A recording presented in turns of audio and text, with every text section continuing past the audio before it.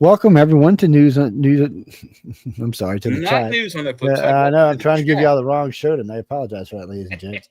We had a good show of news on the flip side last night. There's a lot of good stuff on, but I just, we're going to be going live here in a few minutes. We have our guest with us right now. She's a beautiful lady down there. She's ready to cause some trouble. I can see she got this smile on her face, like that's it. Y'all are in trouble, boys. But we're gonna get to her in just a few minutes. We got some music coming up, like we always do. Have intros. We're getting close to the holiday season, so technically we're in the holiday season. So you'll hear more and more holiday music, during Halloween or Halloween month, as I like to call it. Yeah, well, October is a month of Halloween for me. It's all I got to say about that. Yeah, I mean, So, October really starts the whole holiday season, in my opinion. I don't know yeah, why they so say it's Thanksgiving, but it really starts in October. so anyway, we play Halloween music the whole time. But so now you'll start hearing more and more Christmas music and some fall ditties and stuff. We have 40 live shows on this network with like 45 hosts, not including another 60 syndicated. So there's a lot of shows out there to listen to and a lot of people talking about a lot of different things. But we do try to keep it light during the holidays. And like I said, we will be giving away some books tonight. Actually, we will. I'll show you all that when we come back. How's that? So right now we're going to take a quick break and want everyone to hang out and listen to some music and get your brain ready for the holiday. I'm telling you, I'm almost there, man. What are we, 42 days or something till Christmas? Something about that. Yeah, I'll get while we're on break or while we're on doing the music in the promo, I'll get the counters back up. Yeah, I mean, no, people, it's close. I mean, it's like you sneeze and you might go right past it. But anyway, let me kick on this music right quick and we'll be right back. Hang out, enjoy the music. Most of y'all should know this group by now. If not, shame on you is all I can say. It's Christmas music, Johnny. Yes, calm down. It's a little rock orientated Christmas music, but it's still Christmas now. Johnny, it's a very famous orchestra. Thank you very much.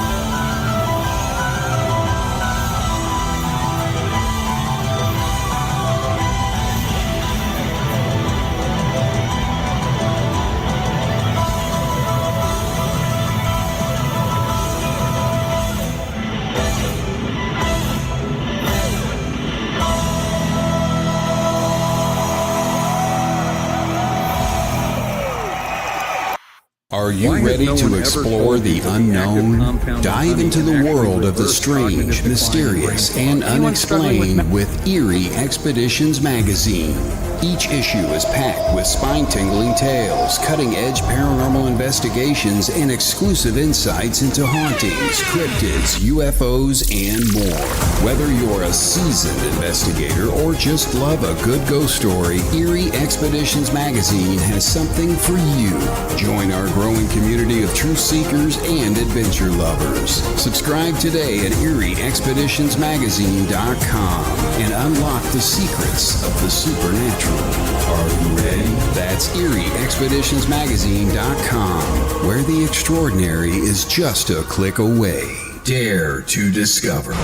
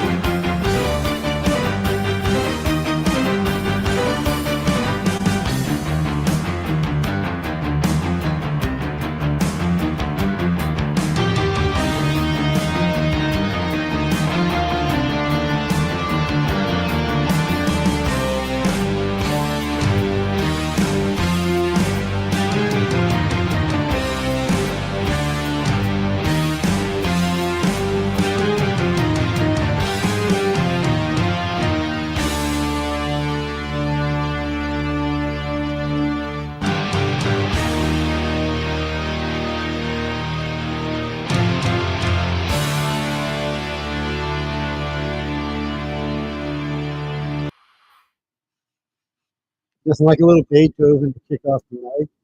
I hope everybody enjoyed those little intros there, just to get your blood going a little bit.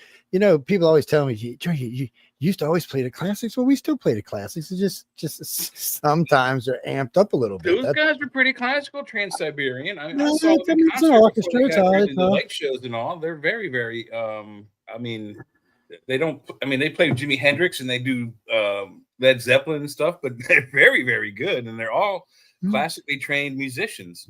Yes, they're very good at that. I see we have this young lady down here with us down here who's hiding in the in the box. Do you notice, lady? Who is I this don't guy? know, Dr. Scott. No, how are you doing? Hi. We're just giving you trouble tonight. I haven't talked about Pascagoula in a while, Dr. Ian, and I really will enjoy this because it's ufology. Anything I like to talk about. We host a show.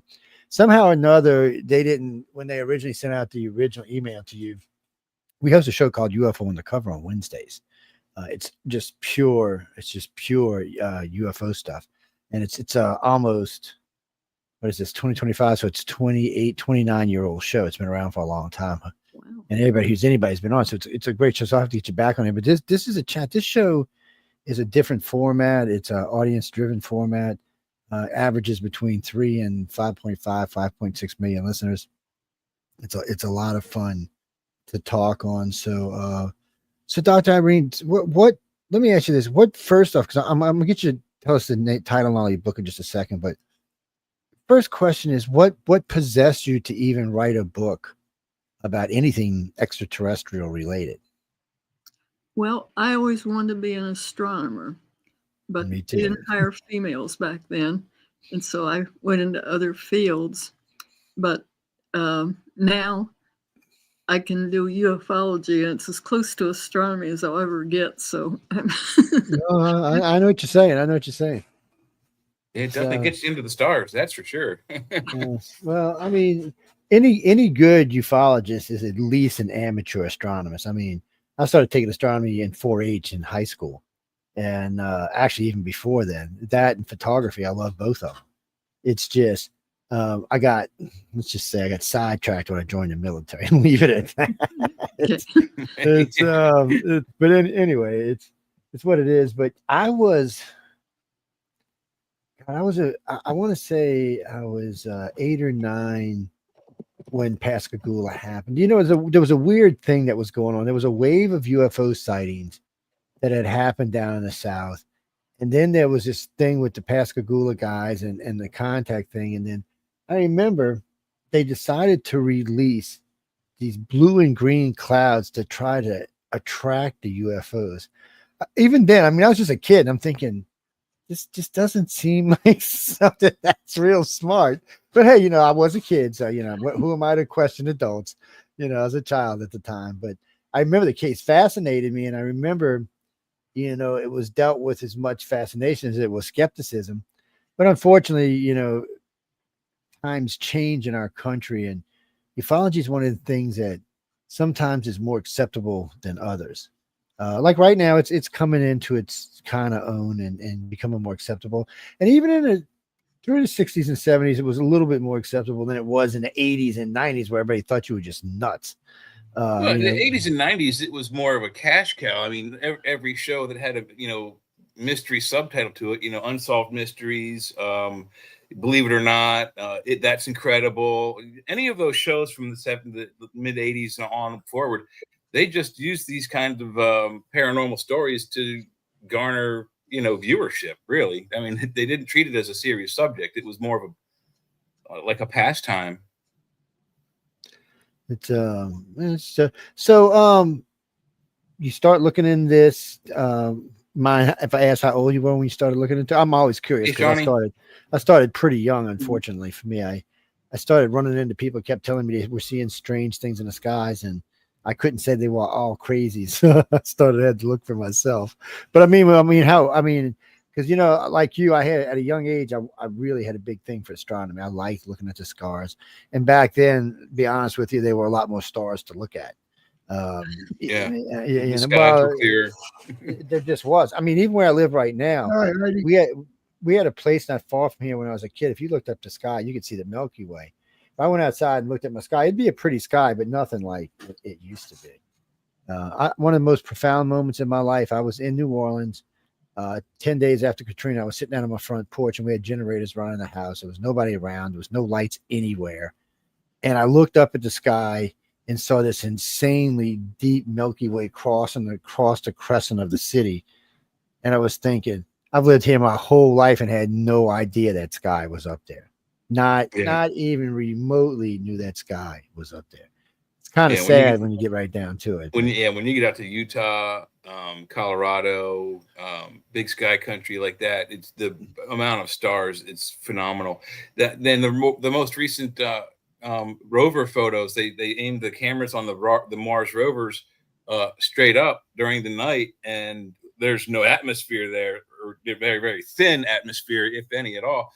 And the night sky there, I mean, you think the Milky Way looks fantastic from the Gulf Coast after a hurricane. It's got color in it. When we see it, it's like they call it the Milky Way because it's just a band of white stars, really thick band of white stars. On Mars, it's like red and pink, and it's got maybe a little bit of lavender or purple in it. It's phenomenal. It's very strange. So when did you get started? I mean, first off, just kind of give me a wait. Damn it, I'm getting tongue tied tonight. Give me an idea. I don't know what that's about because I rarely get tongue tied. But I mean, so you're doing astronomy, you're getting into it. So what case or what thing was it? I hate to say it that way, but what was it that grabbed you and said, "Hey, Dr. Scott, why don't you come look at this? Isn't this fascinating?" Well, something happened to me at the same time that the Pascagoula thing happened, and I was living in Missouri, and my mother was living in Ohio, and my parents were living in Ohio, and I got a phone call from my mother, which was long distance, and they were poor and didn't spend a lot of money on long distance phone calls. But my mother said that she heard this strange sound like an explosion, and she asked if I heard it. And I told her, we're 600 miles away. I couldn't possibly hear this. And I joked about it with her and told her, she was off in her head and everything. And then she was a real skeptic to start with. And then several days later, she called and said there was this huge UFO wave, and that was in Ohio. Well, it was something I paid attention to because my mother was a skeptic. My parents were, and they wouldn't call me about something like that.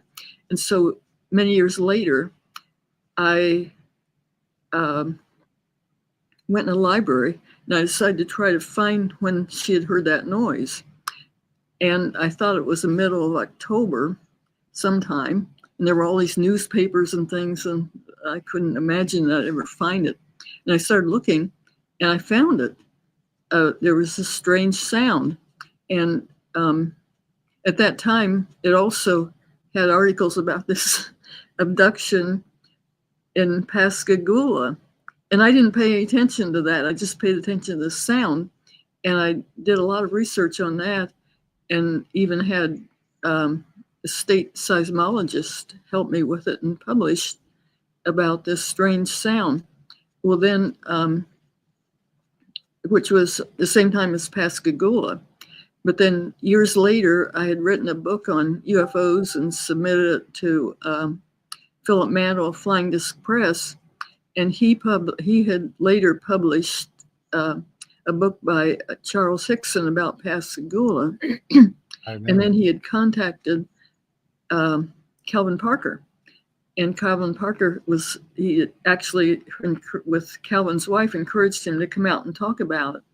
And so anyway, there were other people that saw things in Pascagoula, and he wanted somebody here to interview him because, like, he's in England, he has an English accent, and down in Pascagoula they have an accent, and I was kind of in between. He asked me to interview people, and so I already had this previous interest of having something happen to me the same time as Pascagoula happened, and so I was quite interested, and that's what happened. No, I get it. Hey, look, well, I mean, 90% of the people get in the field because something happened to them, or they had a sighting, or they had a contact, or they had something that just is out of sorts. They can't quite figure it out. I mean, I've worked a lot of cases over the years, and it's weird how it manifests itself in people's lives. People ask me all the time what you do about it. I said you should just face that something happened to you. Don't try to hide it. Don't try to suppress it. Live with it, and figure out what it was. Was it just some kind of one-time sighting, or is there something else going on that you don't know about because your brain's locked it away somewhere, or something else is locked away? I mean, there's been a lot of. I mean, currently ICAR has 134,000 cases on file that are considered legitimate abduction cases. Yeah, but that's it's such a lot of cases. And there's a lot of cases, but that's I couldn't even tell you how many we had to go through to get there. But there's 100,000 members. Currently, our membership is around 56,000 members, but it was much larger than at one time. And so getting cases done wasn't as bad, because you get assigned 2 or 3 cases to people, and they could go through them, and then they could go, filter. The way it usually would work is, an investigator or a research person would get one, or they both get one, and they would go through it and do all the research, and then they would pass it up to the assistant director in the area, and then they would pass it up to the director. I mean, as long as they thought it was legit, until it finally got to someone like me or one of the other higher up directors, and then would decide what to do with the case. And that's so a lot of them got tossed and put on the side for whatever reasons. And then those all have what we call abduction criteria. So they all meet. We have about 125 things that we call abduction criteria. And from a combination of all those cases, that allows us to kind of figure out if someone's really been taken or not, and how long they've been being taken. Because none of us believe in one-time abduction. So none of the big researchers have been doing this for any length of time. We don't, like with Travis Walton. We don't think it was a one-time thing. Travis thinks it was a one-time thing, but none of us do, because it just doesn't fit with the way they do things. It's like when I asked Travis, "Did you stop to think, Travis, that they knew you were on the mountain?"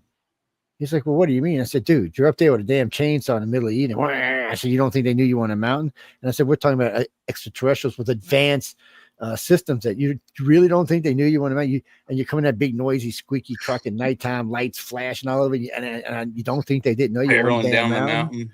I'm like, "Travis, come on, man." And he was like, "Joe, I never thought of it like that." I'm like, "Well, they damn well knew you were there, my friend, and they damn well could have left." I said, "So the fact that they didn't means, guess what, Trav, baby? They were waiting for you." And I said, "I guarantee if I was to put you under hypnosis, you would find out that there's more than one time this has happened to you." Because I don't want to talk to you anymore, man. I was laughing, but I promised him when I met him that I would not ever ask him a question that someone had asked him before. What's up, Sean? What you doing, cutie? Dr. Scott, this is Santa Claus. And we like to introduce you. He's in incognito today, but he hangs out with us. He likes to come do the show, He's trying to find out who's been naughty and nice, so he can give his gifts out this year. Pleasure to meet you, Dr. Scott. Nice to meet you. Well, we had Travis Walton. Yes. I've been reading a little bit about your stuff through Wikipedia and stuff, and there's a couple questions later on in the show I would like to ask you about your books. But back to Joe. We had Travis Walton on, okay? That was good, yes. When I was on Chasing Prophecy with Jenny. And what I don't understand is, okay, there was 4 other people with Travis in that truck. And it was real hard for me to understand why the other 4 did not get taken too. That's ET was the like, biggest F thing you, about buddy. that whole story. But that's not unheard of in cases like these, where the wife stays in the car, the husband stays in the bed. It's not unheard of, and obviously the other 4, with the exception of later on, I can't think of his name. He's been on the network once or twice, but I can't think of his name. He later on came out and said he had contact. What was his name? Mike or somebody. And nobody really believed him. But other than that, nobody thought anybody but Travis had the contact. So they weren't interested in the other ones. And they probably just hit him with some kind of little brain thing. So you little redneck, stay right in your little truck there, or guess what's going to happen. So they just stay right there in their little truck. But anyway, let's get off that, because I want to get back to Dr. Scott. So whenever you want to tell us what happened to you, you can tell us that, Dr. Scott, by the way. And if you'd like us to call you something else, just tell us, please, because we get off on these crazy rants. It's so Pascagoula is an interesting case, because there was a lot that went on in this case. Yeah. So, but I mean, was there any one thing that made you say, okay, I really, really need to get down into this case. Maybe it can clarify something for me, or even seeking clarification. I always like to ask, because not everybody is. Some people are just wanting to do the research because something crazy happened to them. Well, I've been in science my whole life, so your scientists are always people that debunk everything. But I had experience with UFO my whole life too, so I kept it quiet for a long time. But eventually, I started looking into the subject. Yeah, it's just kind of the way it started. I mean, I got my start in this as a debunker, so. I debunked a lot of stuff, man, and I used to make some people mad. But the point of it is I have a bachelor's in science, and I am a science geek at heart, and I figure not everything we look at here can be explained away by science, because frankly we just don't have the science to do it.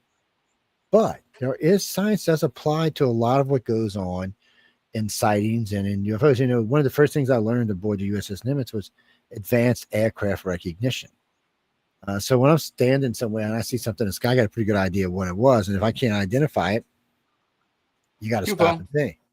And then on top of that, I keep airport monitors on my phone and on my pads. So anytime I want, I can check anywhere in the entire world, what's flying, where's it at, where it's moving, where it's going. I also have J-track, which means I can track the satellites. So we can quickly eliminate that, okay, it's not ours.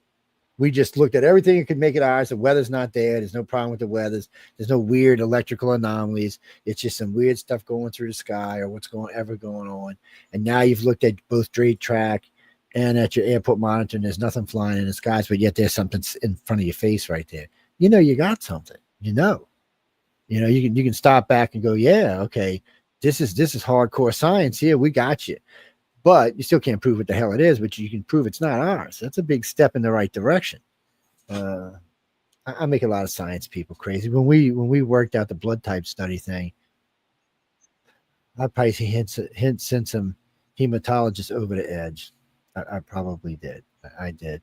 So did you ever get to meet the Pascagoula boys? I always call them the brothers. They're not brothers, by the way, ladies and gentlemen. it's just an old habit I had of calling them the brothers from back in the day. It's but they're not actual brothers.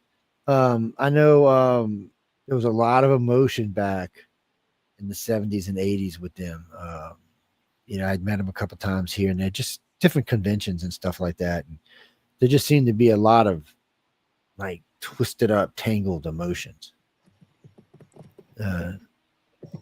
Well, they were so severely harassed. I mean, I've interviewed all these people from Pascagoula and other places that had experiences, and just about everybody said, oh, they were so harassed that nobody felt like saying anything for years. That's what I heard. And they said the younger one had a harder time dealing with it than the older one did. And they got harassed. I mean, Pascagoula, I shouldn't say this because I only live like 30 minutes away. It's still a back-assward town even today. And don't get me wrong, ladies and gentlemen, there is some of the most advanced technology in the world in that place. Oh yeah, they build nasty, mean Navy ships over there. So don't think there's not advanced technology. There's reason why someone might want to be looking at even an advanced race. Charlie, they just had, I don't know if it was a true contactee situation or if it was some weird luck of the draw because they just were in the wrong place at the right time. What do you think, Doc? I mean, were they just simply in the wrong place at the right time or the wrong place at the wrong time, or were they already known by the extraterrestrials or whatever they were? I don't even like calling them ET because I ain't sure. Well, I just wrote this recent book. Oh, there we go. About it. Oh, wow. Like with Pascagoula, the ultimate close encounter, best documented nuclear government and mind control dimensions. And it just came out. And I was saying that what you were saying, we didn't know that up until now. We just thought of Pascagoula as just some little southern town of, simple-minded people, you might call it, or something, which it isn't. That's true. Well, it is and it isn't. It's both. But I realized that this was a top nuclear site, a top submarine site, a place where at that time, they were making nuclear submarines with nuclear missiles in them. And it was a top site for gathering intelligence and everything else, plus the Huntington Ingalls was a top shipbuilder. Yeah. And nobody, and even to this day, just to give y'all an example, ladies and gentlemen. So we're a long time ago, because my son's a full grown man now. I was out on my motorcycle one afternoon. Me and my son were riding. We were actually in Pascagoula, and I'm cruising. I'll come off an interstate, and there's a ramp that goes around. So I was going to take the ramp, go to the thing, and make the turnaround. Well, I forgot that the Navy base in Ingalls and all of these companies, these letter companies, we'll just call them, were out there. So I come off the ramp, and I'm cruising about 75 on a motorcycle. I look up, and there's 3 guys standing in the middle road with M16s, like bleep, bleep, and what it bleep. And I'm like, whoa, whoa, whoa, whoa. So I'm stepping on the brake. You know, I get all the way up, and the guys are, and the bike's kind of hopping in the back. So I'm stepping on the brake, and I stop. And I'm like, what the? He's like, dude, you can't come through here. I was like, I was going to make the U-turn until all you jumped out with, like, you're going to shoot me and my little 4-year-old son on the back of my motorcycle. And he's like, well, you're going to, I said, dude, you got to let me turn around. What are you going to make me sit here in the middle of the interstate? I mean, what the? And he's like, well, he said, well, why were you coming so fast? We thought you might have been carrying a bomb. And I almost peed myself and started laughing so hard. And he said, well, I'm going to run you. I said, go ahead. I said, my security clearance is high in yours, but go ahead and run me.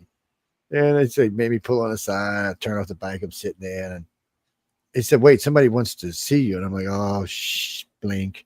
And this guy pulls up in a Jeep. He's a colonel. He said, Mr. Montano, what are you doing here? I said, actually, I was riding my motorcycle. I said, I live up the road. I was just making a U-turn. You're bleep, bleep, bleep, bleep, and bleep, bleep, bleep, bleep. And guys, bleep, bleep, bleep, and stop me, because I can't say all that in this show. And he said, well, we apologize. He said, you have a class 10 security clearance. He said, I'm just curious to what are you here for? He said, I said, yeah, what does that mean? That means I would have access to your entire base if I wanted on base, doesn't it? And he just looked at me, and I said, again, I'm not here. I said, do you see any military? I said, here's my watch. I said, you see any military ID in here? No, you don't. So you see my driver's license. That's all you see. He said, well, he says, it's just such a coincidence. I said, well, what does it matter? You've cleared me. You know who I am. I said, why are we still having this conversation? Because he says, I just feel like there's something more here than what's going on. I'm like, well, you got my address. Here's my phone number. If you need to call me. And then he said, he went to say something smart. And I said, remember this, you never know who I know, right? And you heard him say the F word like 4 times and just walked off, got back in the Jeep and left. I was like, but I mean, come on. I wasn't doing anything. We're just cruising, just trying to make a U-turn. But they're serious down there in Pascagoula. They do not play. They take their base serious. And you can go sit. Matter of fact, you can go watch the sunset in Pascagoula. Some beautiful ocean front down there on the backside of the city. Right next to there is an Agus cruiser base. Well, not a base, but where they build them. Some are being decommissioned, some are being commissioned. And you can sit there. I mean, these are state-of-the-art things that murder ships like they're nothing, just sitting there. I mean, you're literally less than 75 yards from them. And there's nobody out there even bothering. Security don't even come drive through the parking lot, but you can bet your butt you're on camera the whole entire time you're there. Mm-hmm. They're watching you the whole Your time. Your presence is known, felt, and observed. Well, Linda and I were there one time, and I went live on Facebook. I went live on Facebook. And I got this real nasty thing from Facebook throwing us off. And then so I went live on TikTok. And TikTok let it run for a while, and then I got you're in breach of some blah blah this security thing, and bloop, my phone just turned off. It didn't come on until I was like 30 miles away from the base. It just turned off. I'm not sure it didn't turn everybody's phone off, because there seemed to be other people cussing at their phone besides me. What happens when you stick your nose where it don't belong? Mm-hmm. We had to pick up Doc Scott, take her out with us one time. She'll be like, these guys are nuts, man. We'll show you some ETs up close and personal. Yes. We'll let you meet Bob's original shape. That's Bob back there. But he keeps watching us. It's old headless. So I mean, so actually not headless, he's bodiless. Yeah, he is bodiless. So when you were talking to the Pascagoula people, I mean, did you meet other people that had seen weird stuff in Pascagoula or in the vicinity? Because I know Mississippi, the coast, well, let's be honest, basically from Destin, Florida, all the way over to frickin' probably Myrtle Beach or something is just ET riddled. I mean, Pensacola itself is constantly this stuff flying around there. And then we got Ed Walters Gulf Breeze sightings down there. It's just kind of crazy. But anyway, getting back to what I was asking you, did you get to talk to other witnesses? 'Cause I heard there was other people that saw stuff, but I could never really nail anybody down. At least not anybody that would get on the radio and say anything, I guess is what I'm saying. So did you get to talk to some? Yeah, well, it turned abductions aren't accepted in ufology, and all kinds of other things are, but they don't accept abductions. And so usually they happen out in some out of the way place where nobody ever heard of them, and there'll be one person, no documentation at all, and lots of times the person doesn't remember anything. Well, this was a lot different because there were other witnesses. I mean, this was an abduction, and ufology throws away abductions. But even when it happened, we discovered that there were over 50 people that had called the police and reported something strange is flying around here.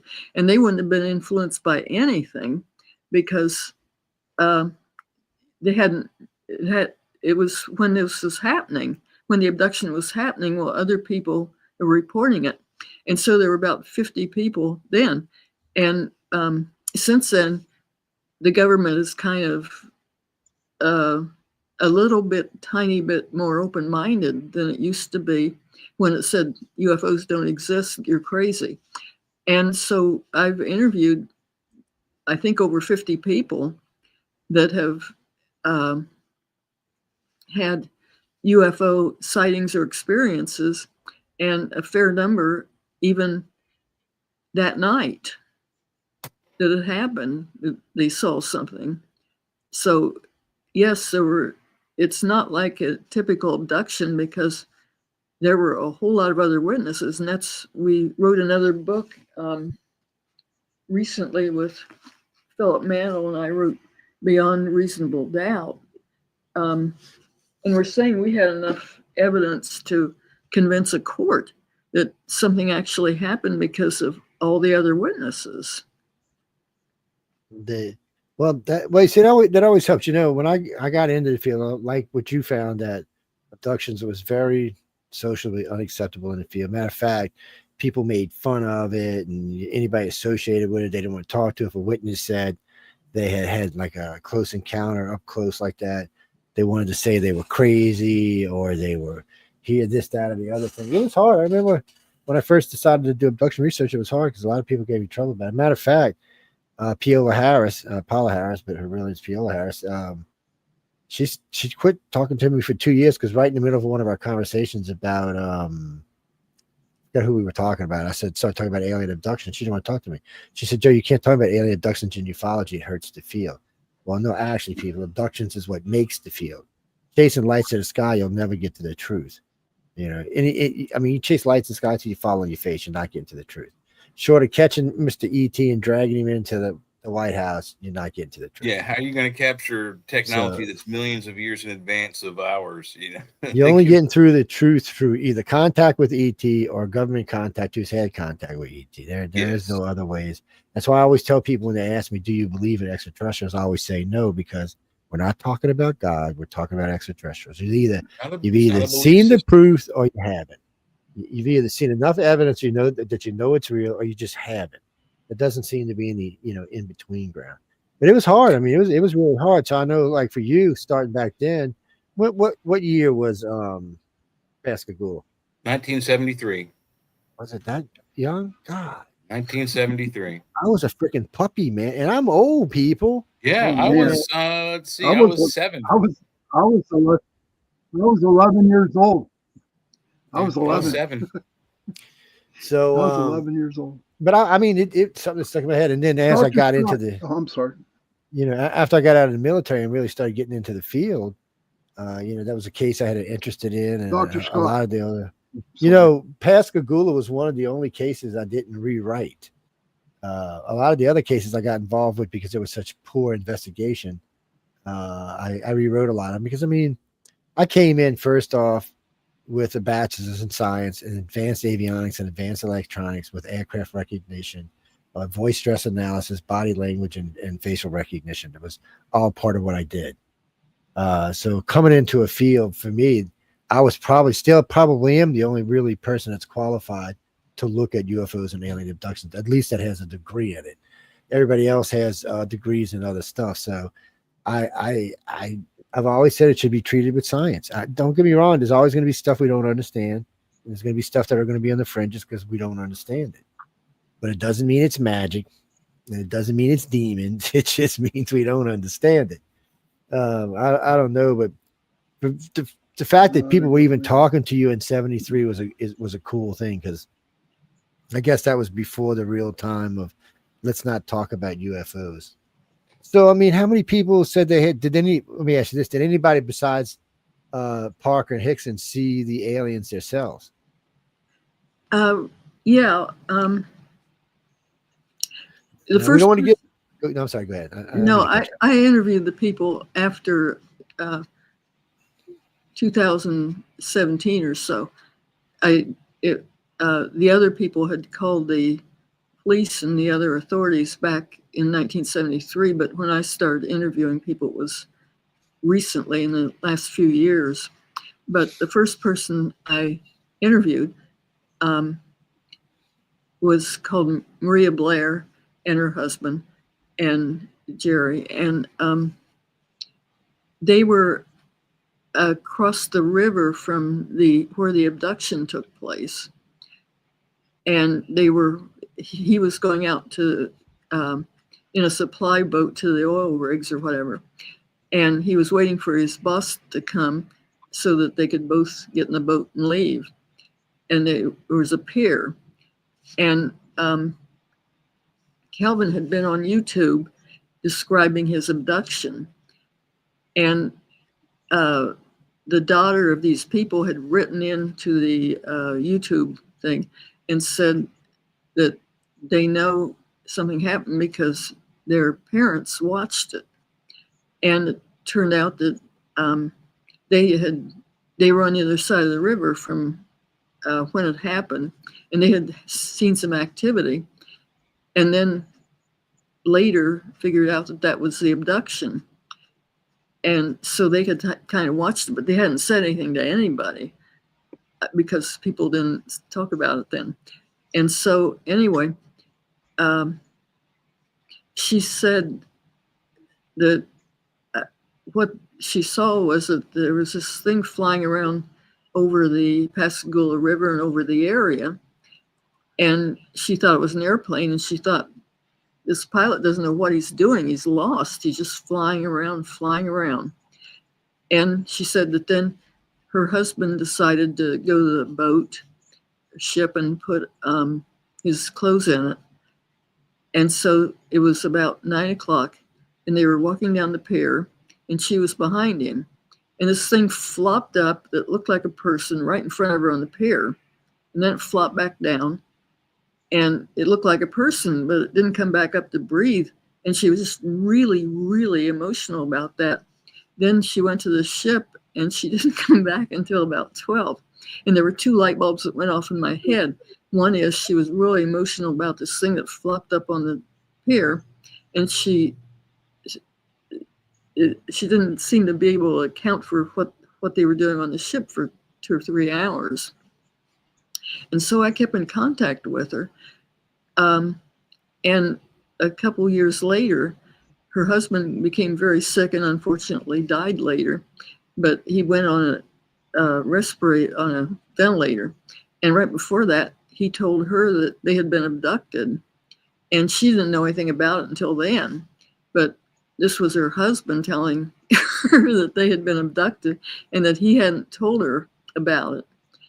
And so anyway, then Philip hired some people to hypnotize her sometime later because he died, and you didn't want to, get in on that. Yeah. Because, but sometime later he hired somebody, and she kind of remembered parts of it too, under hypnosis. And so they had reported this abduction that practically the same time as Calvin and Charles had been abducted. They had kind of watched it, and they had been abducted too, according to what they remembered. But they didn't know it. It took her years to know it. And I guess he apparently knew it, but he had been a skeptic all this time and said, well, he didn't believe in it. And then finally he said, yeah, we'd been abducted. Well, so there were two reported abductions, same time and same place. Yeah, see it kind of works that way, but for some reason, a lot of people just didn't catch it in the early days. So researchers, I don't know, I don't want to hate on them because they had limited stuff to work with. When I got in the field, there was a little more tools and people had come a little bit more educated, but it was just hard to come up with good ideas back then because people wanted to just jump to wild conclusions and things that, when you start talking about alien abductions, they started getting into all kind of crazy things. And then they wanted to start looping them together like, what was his name? Valiant Thor. They wanted to throw that in the middle of it, which was in the 50s, which they said lived at the Pentagon, which has maybe not. I don't know. Because you only hear about it from certain places. But what happened was, like with the Buddy and Bonnie Hill case, Dr. Simons was really interested in the case, but he didn't have any foreknowledge of what he was getting himself into. And you know how it is. I mean, you've done the research yourself now, so if you're not ready for it, your brain is going to go into instant meltdown because it don't know if you think it's real or these people are crazy. So it becomes your brain's fighting with itself. Your own self is fighting with itself to decide where it is you want to stand on this. So when you're first doing that and you're listening to some guy telling you what's happened to him under hypnosis, and he's legit under hypnosis, and you're thinking, well, that can't be true, but it is. It makes it hard. It makes it hard. I read his notes. He said a lot of times he just wanted to quit because he felt like maybe this was some kind of government black ops project of some kind, because how could it be aliens and all these different ties to the government, because Barney knew 3 different colonels, which was odd to start off with. Had been invited to the White House. It was just a lot of stuff that was strange about that case. So, but the way it was handled improperly. There was 3 sets of memories. No one questioned where the extra set of memories came from. There was just a lot of things that was mishandled. And I noticed with a lot of cases, that's what happens. I know Philip, so he's a good investigator. I've talked to him many times over the years. And, but not everybody's a good investigator. Some people just, it's excellent. And he's a lot of fun to talk to him. But I know he's been being quiet lately. Somebody told me he's kind of semi-retired, but he's been doing this a long time. It's and I like the people when he recommends people. They're usually always good people. Oh, by the way, Michelle DeRoche told me to tell you hi. She's the one that posted all your information. You've been on her show, The Outer Realm. I think you and Phil were on together, actually. So it's probably a while back. Yeah, so it was probably a while back. But she just said, what's that, Jane? Well, the Pascagoula guys, you mean the way they looked? Is that what you're talking about, the way the alien looked? I don't know. Well, I got something along that. The drawings they drew days, months, weeks, years later, what have you. A similar creature was captured in Falkville, and I don't remember when that incident occurred. I don't remember. I couldn't find that information yet. But let me get it up here. What the hell, man? Don't be screaming. What's wrong with you? Hey, man, we gotta watch these shows. Not Halloween, people. It's Christmas time. Stop with that badness. I don't know. Somebody's screaming. This is kind of some of the pictures of the Falkville man. And one is in comparison to a fire suit. Let me blow this up. Oh, okay. Yeah, well, it's a series of 4 pictures of this humanoid creature in a metallic suit. And it doesn't look very similar. It's kind of similar to the the protective fire suit that the guy's wearing, but these pictures were taken, I believe, by a police officer. And you see the picture over there with the police officer standing in the middle of the road. I believe that's the guy who took the pictures. So yeah, if you're a police officer, this is a career ender. So, So so Dr. Scott, so the people, the couple you were talking about that was abducted, did they give you a description of the aliens? Was it like the ones that Parker and Hickson saw, or was it something different? I think they were taller, but I wasn't. I think the people that saw them were sort of very, very stressed. Yeah, and I can imagine. Their descriptions weren't like other people. I mean, like today you have the grays and they're short and skinny and have big eyes and stuff like that. Well, what they described was just the opposite. I mean, their beings were kind of chunky. They were not real tall, and I don't even think they remembered whether they had eyes or not.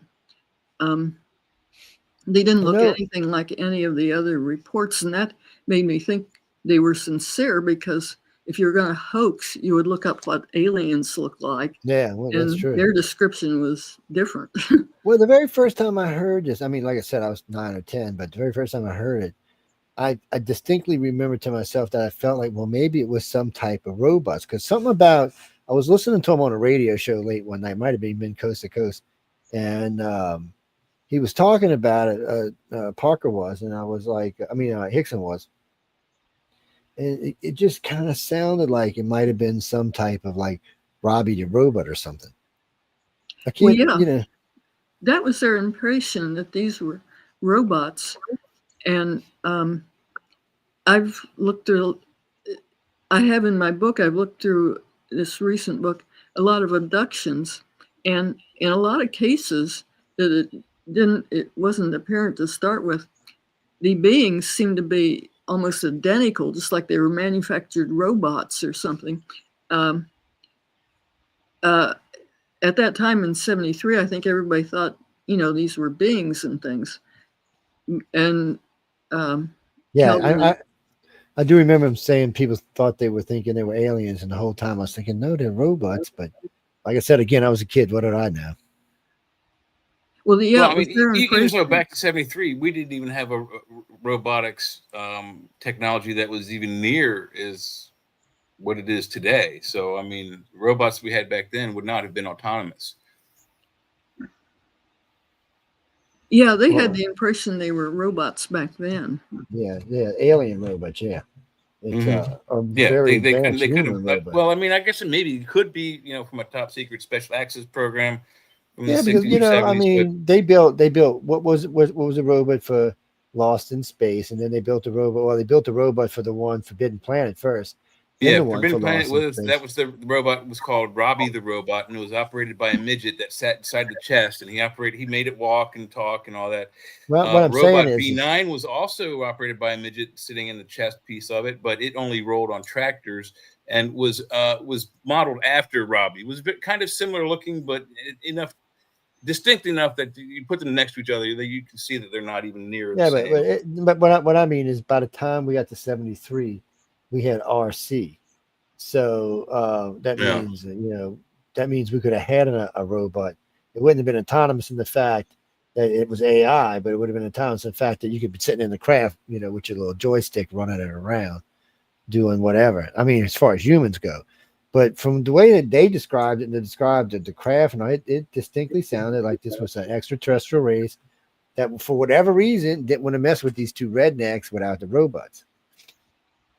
It's Jenny, was he armed? Was one of them armed?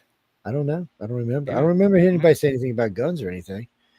Now being rednecks in Mississippi, fishing on the rivers, it's possible they had a gun with them. River at night, I would guarantee one of them had a gun, just in case something like a boar. I don't. But I met both of them, and they both seemed to be pretty decent guys, pretty nice guys. I mean, they weren't crazy with their brains falling out. I mean, I do remember Calvin got a little bit wild there for a little while. I guess he got tired of the fame. Well, the thing that strikes me about the two gentlemen is that after the incident, they went to the newspaper to try to make the report. There were no reporters there, so they kept on going towards the sheriff's office, made a report with the sheriff, And while the sheriff was interviewing them, he secretly turned on a recorder and walked away and left the two gentlemen to speak alone for some time in the interview room. And when they reviewed the tapes, they found that the two gentlemen continued to talk about what had just happened to them. And they're fairly certain that, I don't remember the sheriff's name, but after reviewing the tape, he was fairly convinced and certified that those two gentlemen were telling them an actual incident that happened to them. Now, could it have been a containment unit from one of the top secret facilities down there? Maybe the boys got too close to something, got exposed to something. Maybe they came. Well, to didn't the ship rain some sort of debris down upon them at some point before they were taken on board? I thought there was. You gotta ask. Dr. Scott's the expert, not me. I'm just along for the ride, Doctor. What do you think? What? If I recall correctly, before the two gentlemen were taken aboard the craft in Pascagoula, did not the craft fly over them and rain down some sort of powder or dust or debris upon them? Not that I remember of. I don't think I remember that. Maybe it dropped something in the river. I remember something in that story where they both men, at least the older gentleman, said something about the craft spewing something into either the river or down on top of them on the bank as it was coming near them. No, I don't remember that at all. Yeah. They were fishing, and they heard a sound, and Calvin had a new car, and he had parked it, and he didn't want to go back through all these weeds and everything to the pier, but Charlie thought it was a good place to fish, so they went, and they saw this blue light, and Calvin thought it was the police, and he thought he was going to get in trouble and get in jail and get his car in trouble and everything else. And so he was saying to Charles, it's your fault. Don't put me in jail, and everything. And so then they saw this thing, and it opened up and light came out. And then these beings appeared and seemed to grab them, and they were both paralyzed, but I don't remember anything I didn't read anything about raining down anything. That may be a detail that came out later on. And I know I saw a recent, it must have been on one of the Ancient Aliens shows. I do remember the. Oh, well, that's probably fake information in, man. It might be. Yeah, it might be. And it might be, a memory from another incident crossed over. But yeah, it was some time ago, in the last 20 some years ago, that I remember them saying that they saw something coming out of the craft before they were abducted. But yeah, it's not even it's not a major point for the thing. The fact is that throughout the UFO community, those two gentlemen are thought of as highly original, highly honorable, truthful speaking gentlemen. So I believe what they had is genuine paranormal, but I think only the older gentleman said that he had recurring incidences with the creatures, and then the younger boy, I forget, they were related somehow, like uncle, nephew, something like that. They were family friends. They were family friends. Okay. Well, then one of the articles says they were related somehow. Yeah, they were there because they think everybody's related in Mississippi, but they're not. Yeah, that's West Virginia, by the way. Dr. Scott, at the time back in, was it 73? Did they think that the UFO came out of the river or around near water that abducted the two brothers or guy and the two guys? There was, the Blair family that reported the abduction later, they were talking about that these beings seemed to be swimming in the water.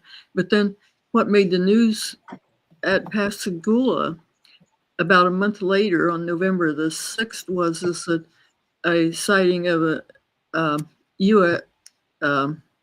USO, underwater unidentified submarine object. And this is in the news quite a bit now, USOs, but they had that happen. And there were about 9 witnesses, and included 2 Coast Guard officers. And I interviewed the one surviving person, and he said that he and his father were out net fishing on the Pascagoula River, and they saw this object, and they didn't know what it was. And his father poked it with an oar, and it sounded metallic, and it was lit up, but it would turn its lights off. They bothered it, and then go someplace and light up again. And they couldn't figure out what it was. And they had some relatives also fishing, and they couldn't figure out what it was. So they went to the Coast Guard office and got the Coast Guard people. Well, the Coast Guard investigated too, and they couldn't figure out what it was either. One of the officers said that it was very strange light, because he said if they held an oar over the object and the light coming out, that the light just went right through the oar like an X-ray and things. And the Coast Guard did a real serious investigation. And this happened not very far away from where the abduction was. And it was taken real seriously and investigated seriously by the Coast Guard and the Navy and everything. So there was this. Okay. Thank you very much for answering that.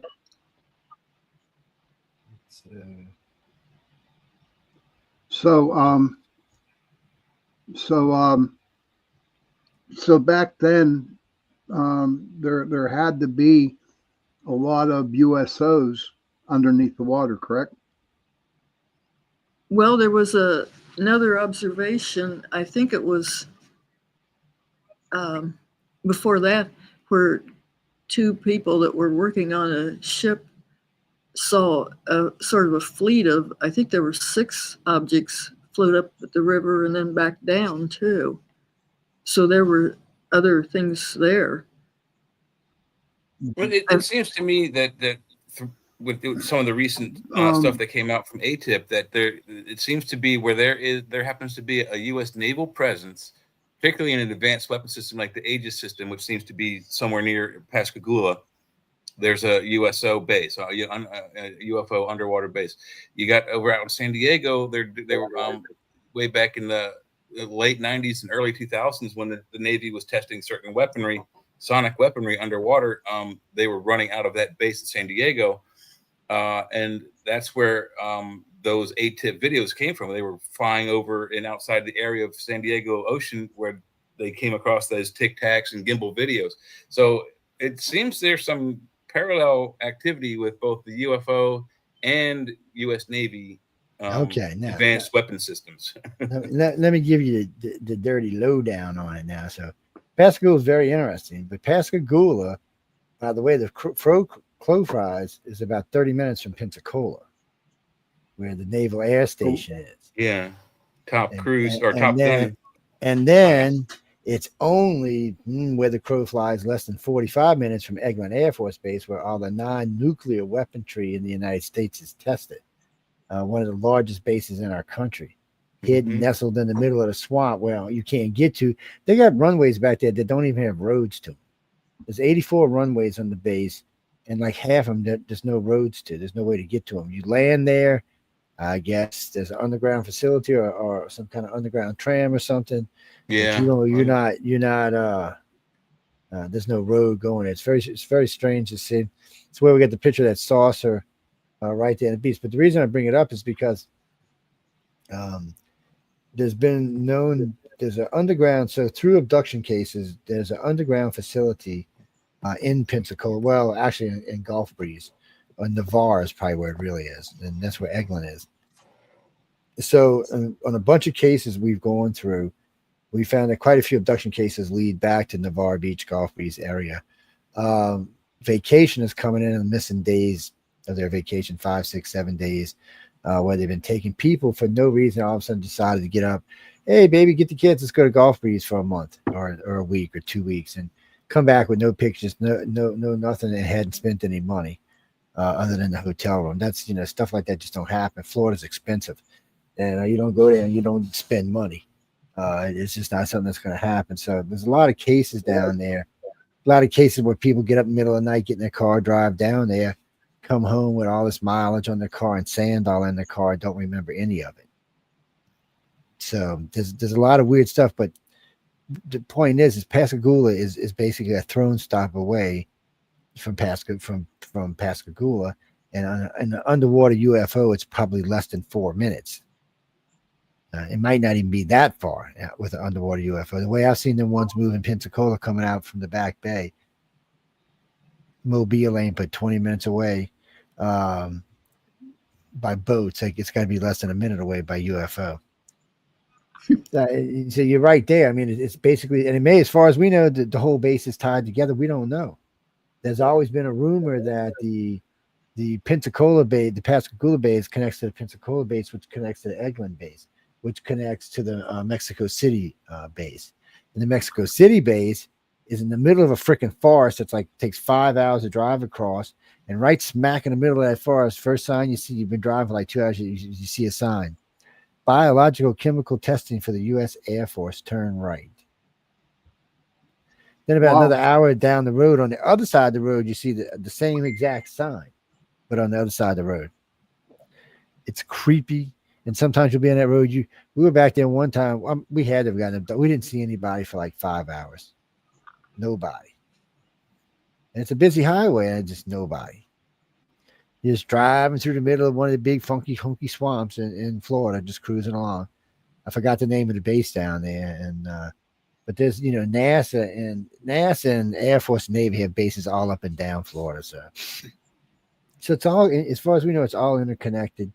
They're probably connected from underneath. There's a lot of USOs that have seen that in Pensacola area, Gulf Breeze area, Destin area, Panama City area.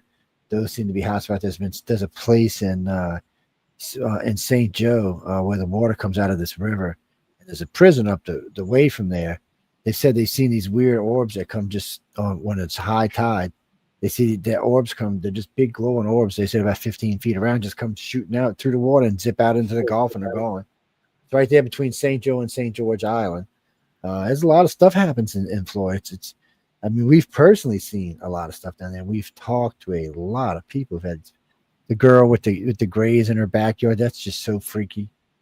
So she had a camera's out watching her kids, right? Just sitting out in the yard, nothing, random cameras, and she's got a white picket fence.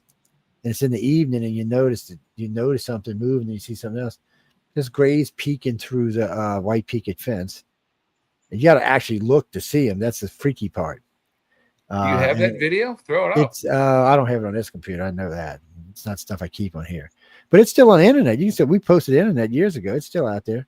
It's and she originally contacted us because she saw one standing in the middle of the yard talking to her oldest daughter, who I think was 7 at the time.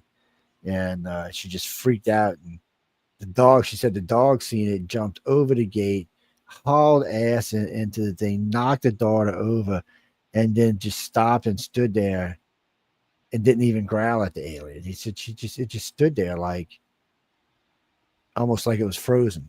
Damn alien probably took it over. If I said, "Excuse me, what is this thing?"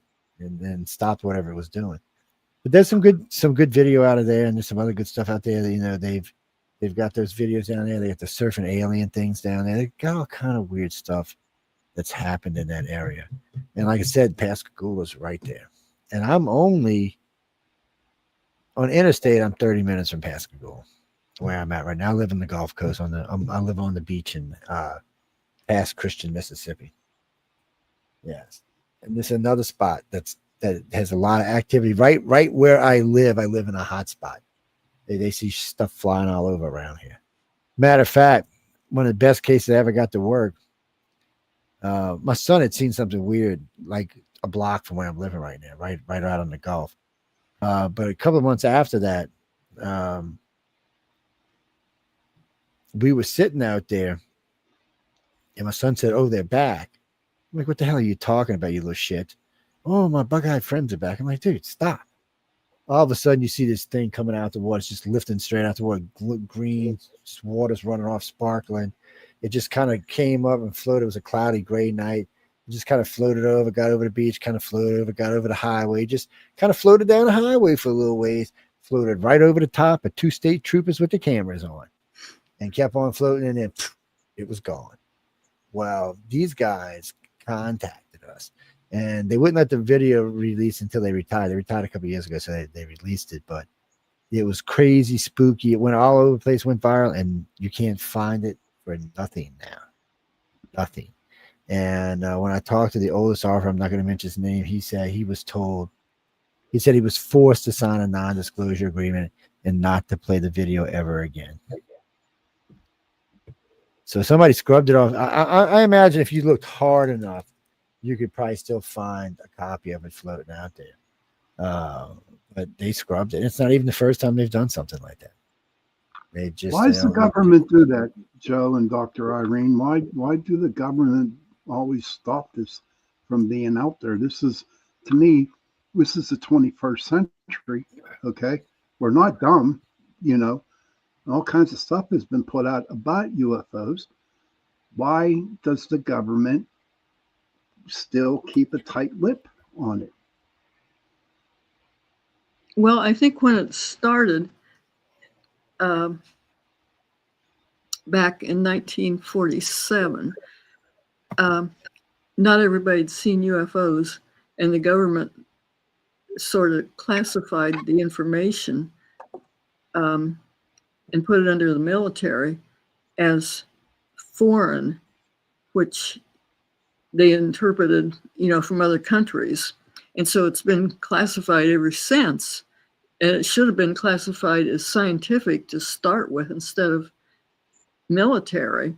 And I think that would have gone a long ways, because I think it's been classified ever since. And they still, still today they're saying, well, could these be from other countries? And so it's still under the military. But I think since back then they've discovered that the universe is full of planets and things like that they didn't know back then. And it's kind of ridiculous to say, most people with common sense think, well, we're here and the universe is much older than us. There's probably lots of life every place else because we exist. And so, today it makes a lot less sense for the government to say, oh, we're the only, they always had a scientist get on TV and say, we're the only intelligent life in the universe. Well, that was a ridiculous thing to say. Well, mainly because we're not intelligent, but still. Yeah, that could be. A friend of mine got real mad at me when he's a really religious friend of mine. I didn't mean to make you mad. He said something about God and creation and we're his creation. I said, you ever stop to think that we're maybe not been God's first or last creation? Oh, no. I said, well, dude, don't take this the wrong way. I said, but if we're the best he can do, we're in deep shit, my friend. And he was like, Joe, I said, no, let's just be honest about this. Have you looked around the planet lately? I sure the hell have. And he was like, but I'm like, no, ain't no buts to it. I said, I cannot see an omnipotent super being creating a mess like this and then leaving it like this. I said, no. I said, there's more to this stuff than that. Somebody's not telling us the truth here, man. I said, I think, just create and move on. It's going to figure it out somewhere. One day we'll meet the perfect human race. God will have created in the future 100 million years from now or something. Or it may be us. We may grow and stop trying to blow each other up and kill each other and rape, pillage, and do some more raping and pillaging and stealing and screaming and lying and cheating. No, I am not talking politics. Thank you very much. I'm just talking about how humans are. Yeah, so the one thing we got to get above and beyond is the tribal warfare. That's the one commodity that we bring to the universe right now is just warfare. So, Denise, to answer your question, which president has done the most for ufology? You won't like my answer, so I'm not going to tell you. What do you mean? You weren't going to say Bill Clinton, were you? No, because he'll get TDS if I tell him the truth.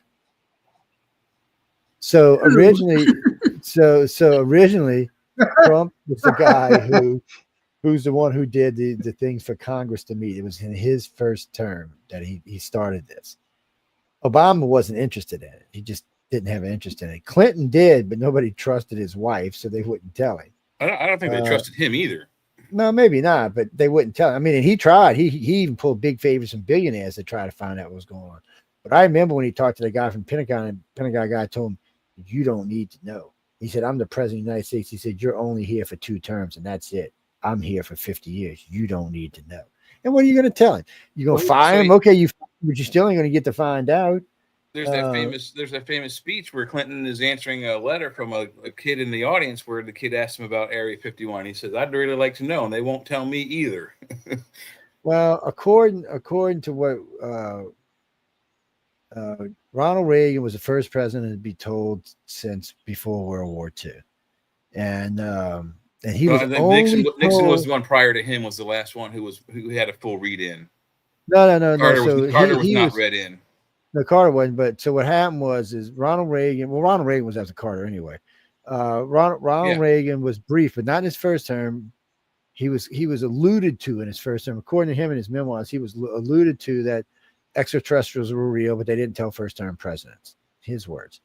And then second term, he found out. But don't forget, George W. Bush was in charge of the CIA before he became vice president.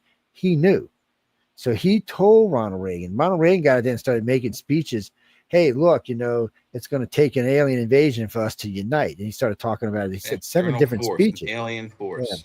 Yeah. He brought this up in 7 different speeches. On top of that, he instituted Star Wars, which were lasers way too big to shoot down missiles. Then he instituted Pine Gap, the Joint British Defense of Outer Space. People, outer space means beyond our solar system. So what the hell was that? And then he instituted the HARP facility, where they're punching holes through the ionosphere with these giant lasers. He knew something, and he was worried about something. Okay, and then here comes Carter. I mean, not Carter. Here comes Clinton. Nobody tells Clinton anything. Clinton wants to know. He's out on TV talking about, I want to know, I want to know, I want to know, I want to know, I want to know. He's almost like a baby stomping his foot. I want to know. And I think Clinton should have been told, nope, screw you, Clinton. We're not telling you. Okay. Yeah. Here's the blabbermouth anyway. Here comes George W. Here comes Baby Bush. Baby Bush finds out because his daddy is Daddy Bush, and Daddy Bush knows. But even in that, and the fact that they were looking for something in the Middle East that we still don't know what the bleep it was. Mm-hmm. We can blame this war and whatever we want to blame it on, but in the end, Daddy was over there after something, and he made a boo-boo and blew up a bunch of what's his name's kids and had to quit fighting. So his son went back to find whatever it is he was looking for. Some people say it's a Stargate. Some people say it's the Ark of the Covenant. People say it's all kind of crap. Regardless, they all believe it was something extraterrestrial, and it still hasn't been found.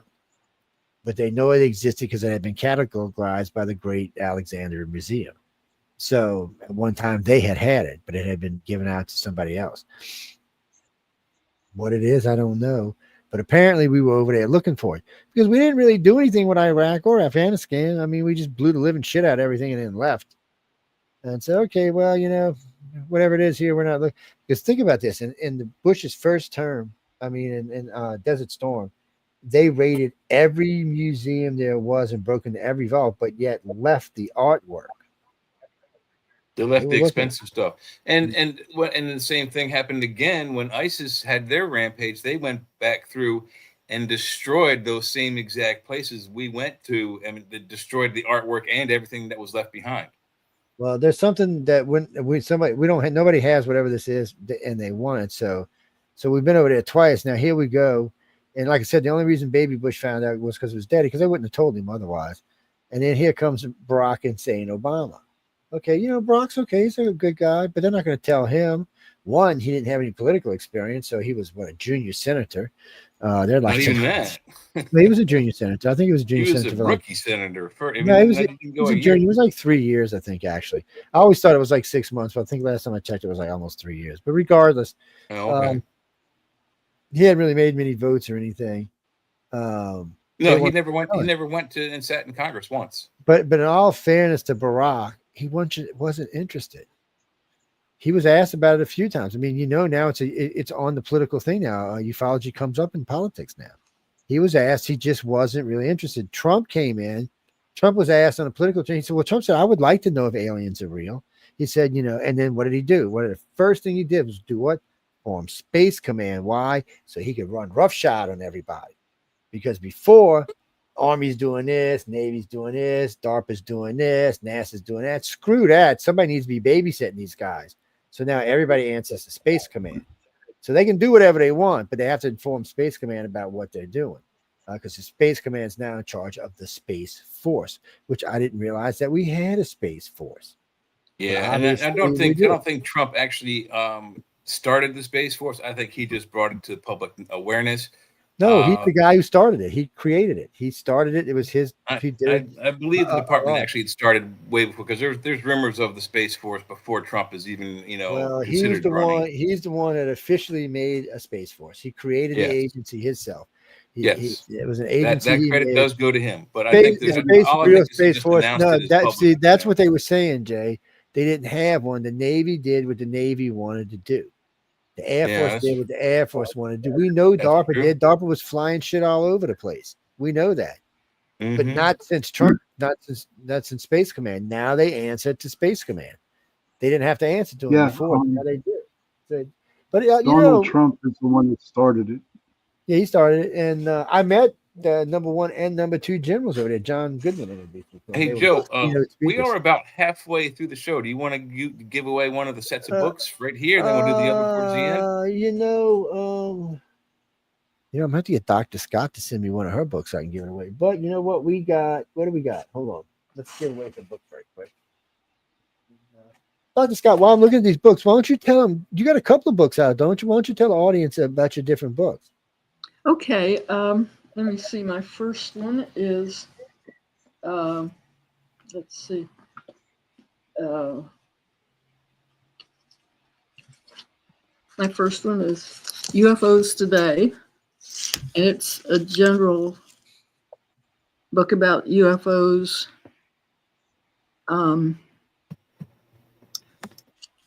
And my second one is Sacred Corridors. And this is about Wright-Patterson and Ohio's involvement in UFOs. And I had been in the security area of Wright-Patterson, including what they call the Blue Room, although I didn't know at the time. And I had somebody that gave me information, Jenny Zeidman, who knew Dr. Hynek real well, and I had a lot of his handwritten letters, and I had been in the security area of Wright-Patterson, so I wrote a lot about that, and I'd taken pictures of the inside area of Wright-Patterson, and they always say there's these, all the stories is that there's bodies and UFOs and things like that buried in Wright-Patterson in vaults and things. And I showed some evidence that there's vaults such as digging and stuff that I took pictures of, and went over the literature and that sort of thing. And so I had a lot of photography and everything else in the book. I talked to the I actually went to a secret meeting about UFOs and described that in the book, and described in detail the study that Battelle Memorial Institute did of UFOs, Spatial Report number 14, where the government was saying that UFOs don't exist, and they were doing a secret study of UFOs at Battelle. And I worked at Battelle and knew some of the people that were involved. I also wrote this, which is, that's about my own experiences. And my sister and I had. We'll have to bring her on just to talk about that on the other show, just about our own experiences. What? I was saying we'll have to bring you on the other show to talk about your experiences. We got right now on UFO Undercover, we're doing contact experiences. Usually once a year, we'll do like 10 or 20 shows with different contactees that have had experiences, and we'll let them come on and just talk about what's happened to them. It's a nice, safe environment. Nobody's allowed to pick on anybody or anything, so. and it's a pretty decent sized listener audience. But that show's old. Like I said, that show's like 30 years old. So it's been around for a while, but it's I work for ICAR, the International Community for Alien Research. It's 2025, so it's 27 years old. They got a lot of data, girl. When I tell you they got a lot of data, they got a lot of data. Matter of fact, we're in the middle of we're going to restructure the entire organization, and a friend of mine asked me about changing the name of it just to modernize, and I'm like, why? No, It you just couldn't makes it do that. confused. Oh no, we might. Mhm. I mean, it'll go for a vote, and if the board overrules me, the board overrules me. I mean, I got a lot of power. I can do a lot of what I want, but still, I got people. Just like with But Michelle. I mean, I can do whatever I want to do on the network, but Michelle still has a lot to say with what goes on. So it's keep me in check this way because I'm crazy and I can get out of control. It's no shit. Sorry, Dr. Scott. but look, when I rewrote, I'll have to get one. All these authors I know, and I still haven't had anything written. Shame on me. But when I rewrote the Betty and Barney Hill case, I remember all the trouble I caught. I mean, people were hating on me nonstop. Even one of my favorite directors, DeAndre, God rest her soul, she's a great friend of mine. She said, "Joe, have you lost your mind? You just can't go around rewriting cases." I'm like, I'm just going by the evidence. And if you come across new evidence or you see the evidence in the correct way. So I sat her down and did the evidence, and she was like, I said, well, you know what? I'm going to be talking about it with George Noy on Coast to Coast tonight. And she's like, really? I'm like, yeah. She said, and she was my national director at the time. I said, are you going to give me stuff about this? And I said, because if you are, I won't do it. She said, no, go ahead. So I get on, and I tell George Noy about it. George Noy goes, Mr. Joe, you're never going to change my mind about Betty and Barney Hill. And I said, okay, being the little young smart ass that I was like, well, can I talk now? He's like, well, sure, go ahead. So I go on this 25-minute rant, 30-minute rant. And just before break, I stop and he goes, wow, I think you might have changed my mind. We'll have to talk about this when we come back from the break. And we come back, he's like, he said, man, you do real research. I said, of course. I mean, research is research. I mean, anybody can go around saying anything they want. I like to be able to prove things. I like to be able to show people, look, there's a this, that, and that reason for what's going on. And the funny thing about that whole case is I saw the same clues you saw, but I didn't put them together. Especially like that one interview, like I think it was mid-70s, where she talks about the man pulled the screen down where she got the map for the star map, and then that I was young then, and I didn't think about it. And then years later, you said, why would an advanced alien space race have a rolled up map? Yeah, that was the whole point. Ding! I mean, the lights went off. When you listen to what went on in the craft and what happened before the craft, you realize that this was not extraterrestrials. This was probably some government group. I don't know if the CDC existed back then, but I mean, she describes people in white suits and they're doing blood samples with needles and they're taking skin samples and urine samples and other fluid samples. They had to walk upstairs to get into the UFO. They gave her an amniocentesis. I mean, and the funny part is her husband never remembers them doing anything to her, just to him. Even in the Simon's tapes, that's what he remembers. He don't remember them doing anything to her. And he's the one with the horrific screaming mares. I mean, when you listen to the tape, he's the one who starts off screaming like a maniac, not her. And it's not, and he's the one that knew all the colonels, and he was the one who had been seeing a psychologist at a very young age. So he was definitely the contactee. And the fact that they couldn't remember the name of their hotel or the place they had breakfast at that morning when they checked out, which was across the street from the hotel, was a classic alien abduction 101. But when they asked for directions later in the day, and she described him as a short, fat, white Irish guy, and Barney described him as a tall, thin, black cop. I mean, Jesus. They don't even sound like they were in the same car. Yeah. So, I mean, that's classic alien abduction 101. So the alien abduction happened. It just happened in Canada. The military abduction, because they had been tracking them, happened in the United States in U.S. territory where they needed to do it.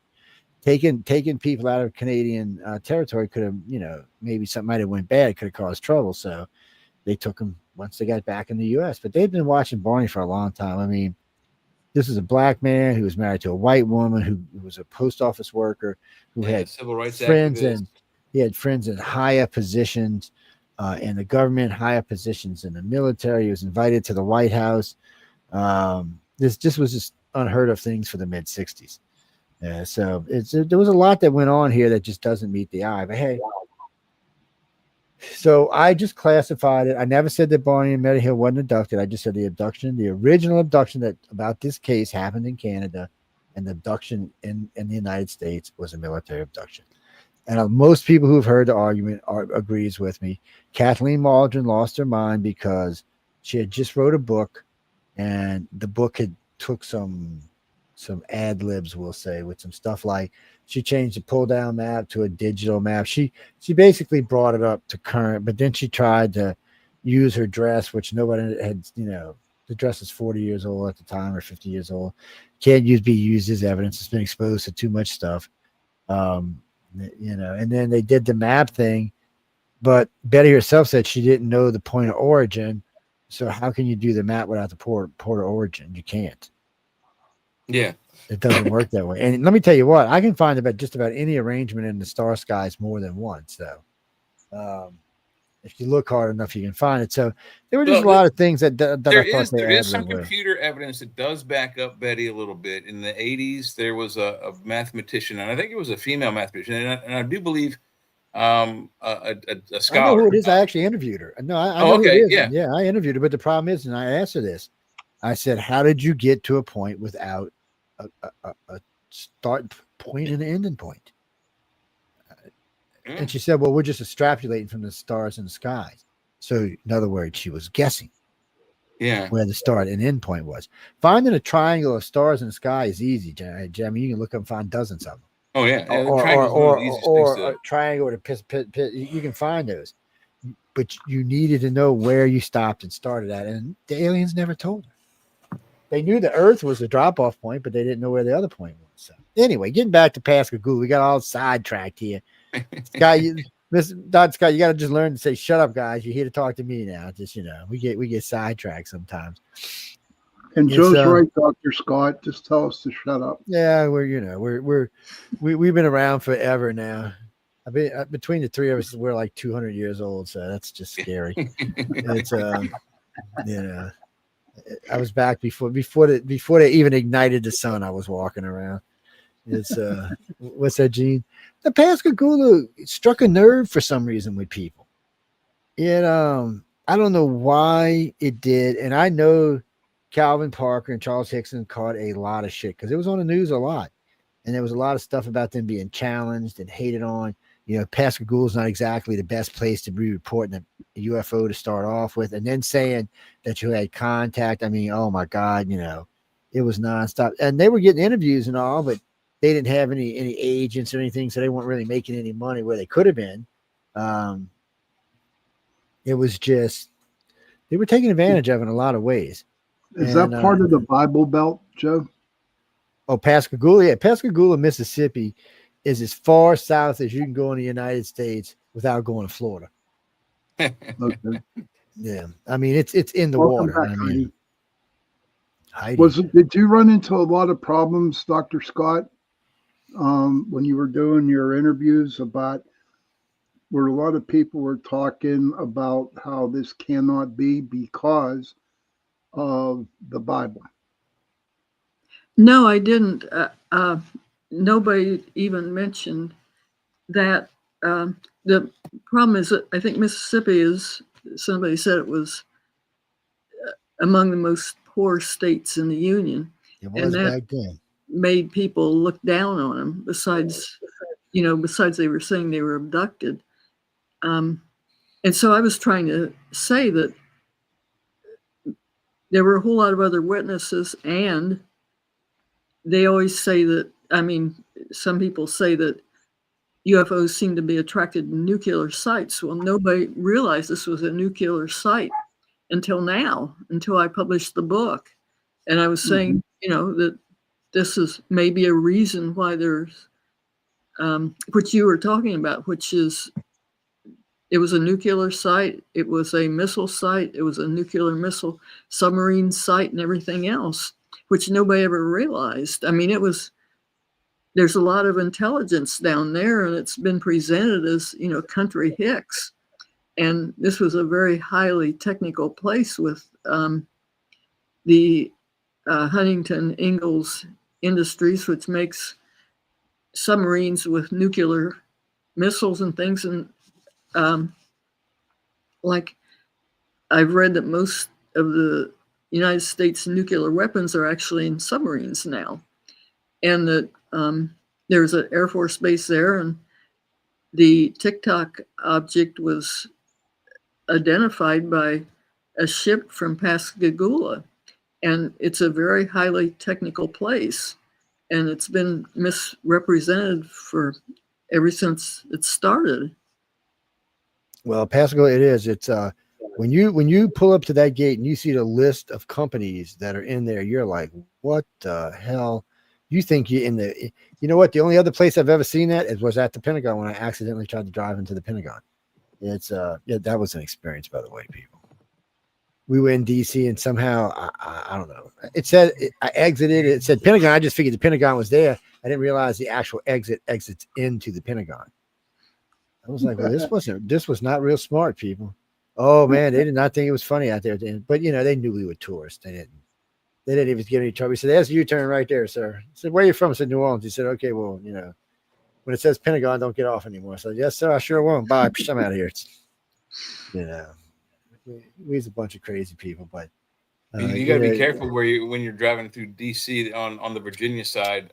You can do the same thing with the CIA headquarters, and they got the kind of entrance where if you go too far, you have 4 flat tires. Yeah, well, down here it's weird because you have NASA right next. So right where I'm sitting right now, NASA is about 20 miles to the right of me. It's a NASA Stennis facility. It's another big facility. It also has an oceanographic society built into it. It's a big base. It incorporated 5 cities when it took it over. It just took over 5 cities, just took them over. The place is massive. So it's right there. And they do all kind of testing of all kinds of stuff. So all the rocket engines are tested, by the way. So then you come across there, and then there's the Seabees base, and then there's Eglin Air Force Base. Then there's Pascagoula. And then there's the Mobile base. Then there's Pensacola. Yeah, they're very strong. And then is it there's all Navy, or is it Navy and Air Force? Navy and Air Force. Then there's Whiting Field, and then there's another NASA facility. So just in less than about 120 miles of coast, there are literally 7 or 8 bases and 2 NASA facilities, and they're all big facilities. They all have lots of equipment on. It's somebody asked me when they do I feel safely on the coast. Hell yeah, these people are everywhere. I watch them when they do war games over the Gulf. It's intense, man. It's nothing getting close to us without getting shot at, that's for sure.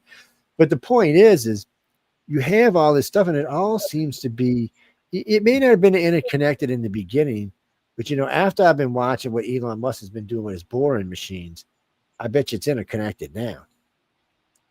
I bet you can take a tram all the way from the Tampa thing all the way back, all the way probably into Houston. Oh yeah, I would not be surprised. Well, I've told y'all about the time we ran into the Black Triangle on the Tampa Island, and they took us through the underground thing, and we didn't even know where we were. We just thought we saw some underground thing on the island, and then when we came out the front door, we was in the middle of Tampa. So that tells you right there where that led to. So there's no telling what's underground with all these machines now. Yeah, because I really got into checking out this boring when Elon, because I knew what he's going to be doing on Mars. I really got into looking at this, and there's a lot of these companies. They do a lot of underground stuff that we have no idea. And the reason they redid these machines is because now they don't leave a bunch of rubble behind for you to see that somebody's been, piling up and digging. Yeah, so, no, the new tunnel boring machine is not like the old ones that had like you see in the Total Recall movie that has these big things that just break the rock up. No, what they have now is it's got a plasma torch in front that heats the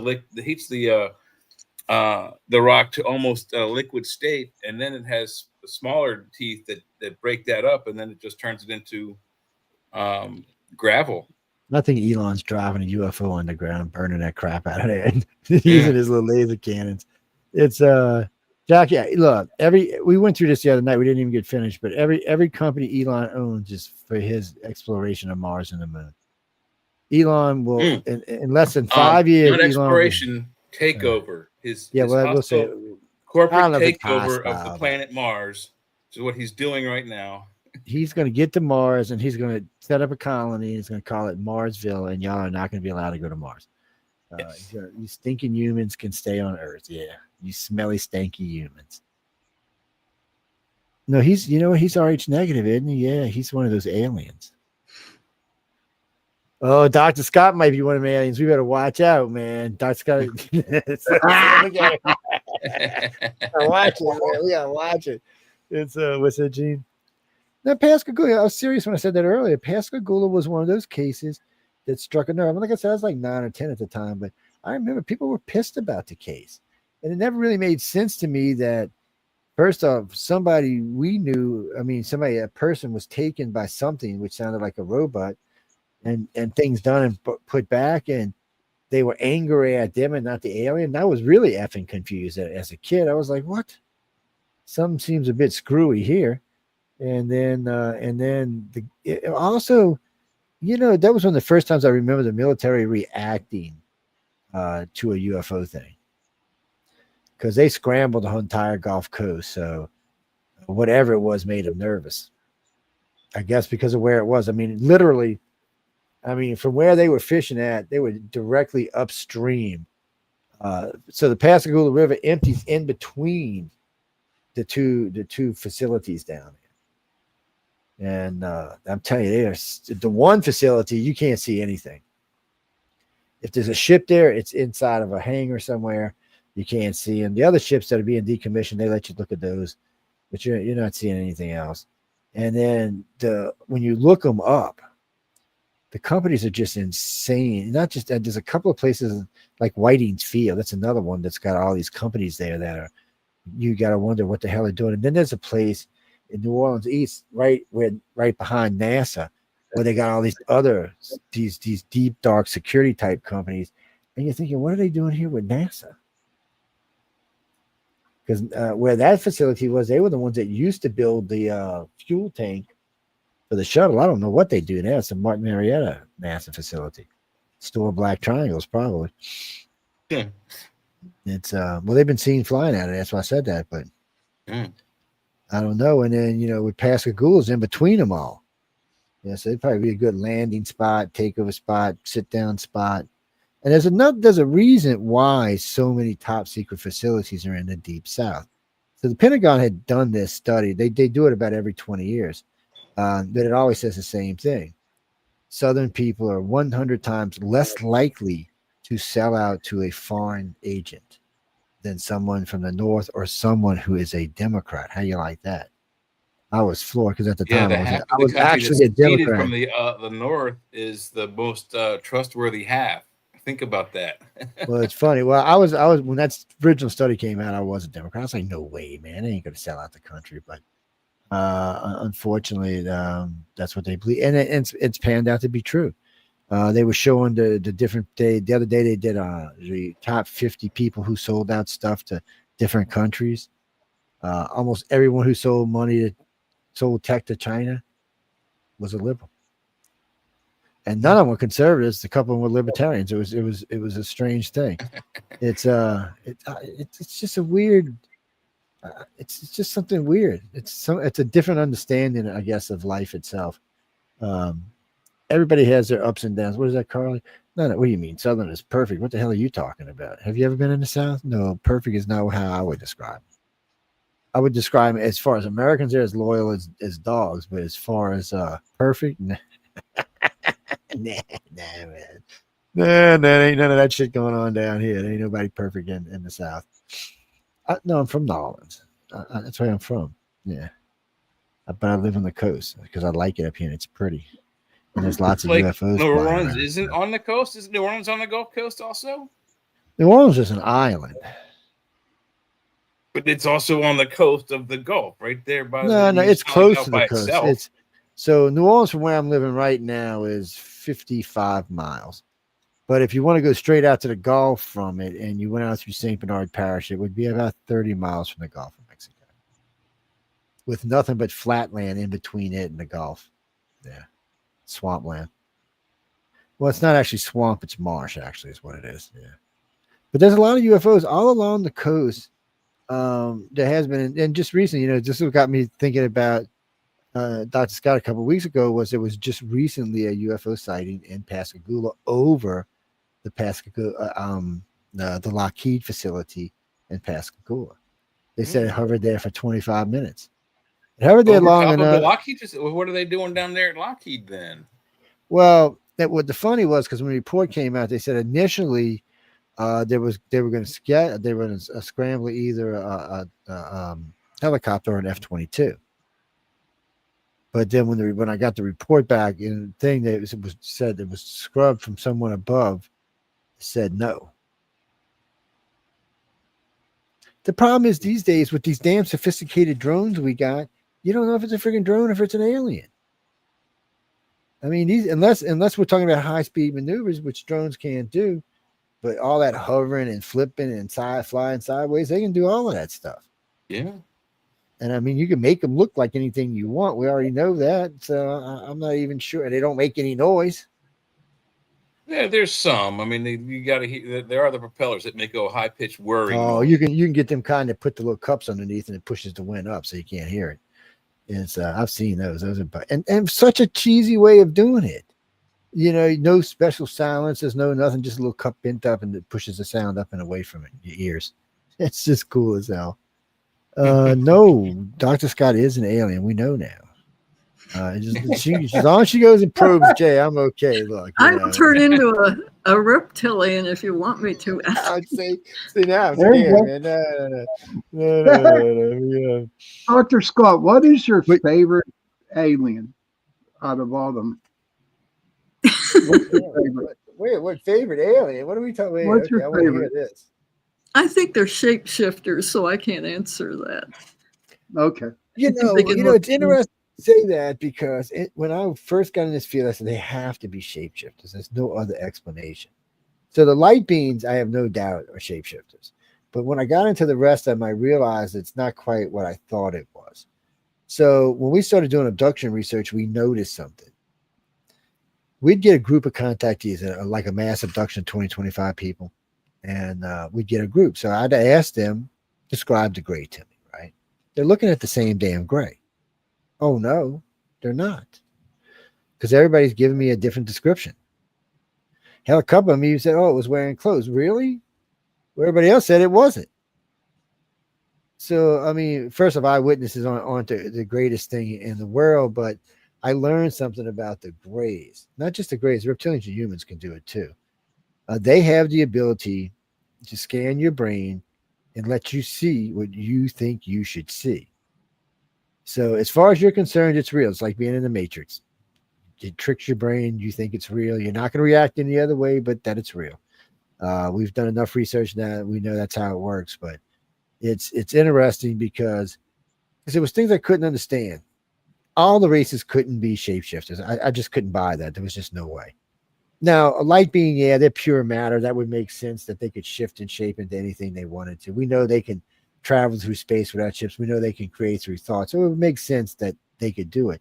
But the reptilians, big, bulky, fat-ass race that they are, a shapeshifting, I was thinking, man, that could be a little painful, shapeshifting is something about your size. I just got to be like, I don't know, it'd be kind of rough.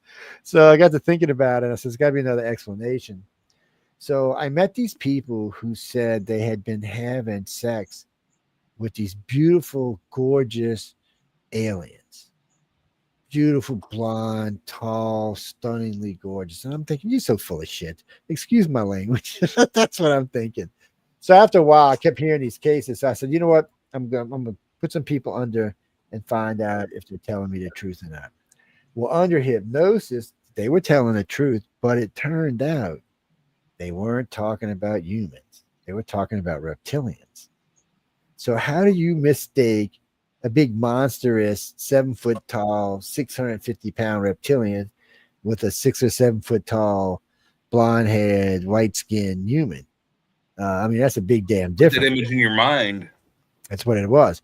And it was worse than that because when we would ask them about touching them, when they didn't know what they were doing, they would always come back and say it felt like almost like warm suede. It was really soft and warm. Oh my God! We in a porn show or what? What are you porn showing, man? Get out of here, man. You look, we got to get you a girlfriend. You thinking that's porn, man. Oh man, it sounds like send him a link, man. Send him a link, man. Help Come me on. out. But anyway, Help me out. Tell him to shut up. Anyway, it's so that's how they would describe it. And then so you would ask them just to follow them all the way down the hand, and they would, run up the fingers, and they would say, well, it's kind of like a sharp, almost point, like their nails are too sharp. And then you get them to open their eyes, and they would look in their face. And of course, when they looked, horror. Yeah, it was a lizard man, like the guy up there in my screen, or a lizard woman, or a lizard woman, because it did work both ways. Now we've got about 300 of these cases altogether. And so we started realizing that because they're so telepathic that and the humans, I don't even think they mess with humans that aren't telepathic, but regardless, the people they're abducting are. So it's easy for them to just put stuff in your head and let you just run with it. And that's what we do as humans. We tend to take something that we think should be the way something is, and we just run with it. So part of it's them and part of it's us. But none of it's actually real in the way we think it's real. There's still the reptilian we were looking at 5 minutes ago. It's our brain just registering something different. And the Greys are famous for this, with their 3 turn into 3 to create 9 shit. Greys are almost always seen in 3s. Whether it's the short ones, the medium-sized ones, the tall ones, with the exception of Queen, they're almost always seen in 3s. All right. Well, so here's a strange question for you, Joe. We've talked about the Trinity, the trilogy of God, Spirit, and Jesus. So, and we talked about the alien Greys not having been here as long as the Anunnaki. So, where did the concept of the Trinity come from? Is it from the Greys traveling in 3s?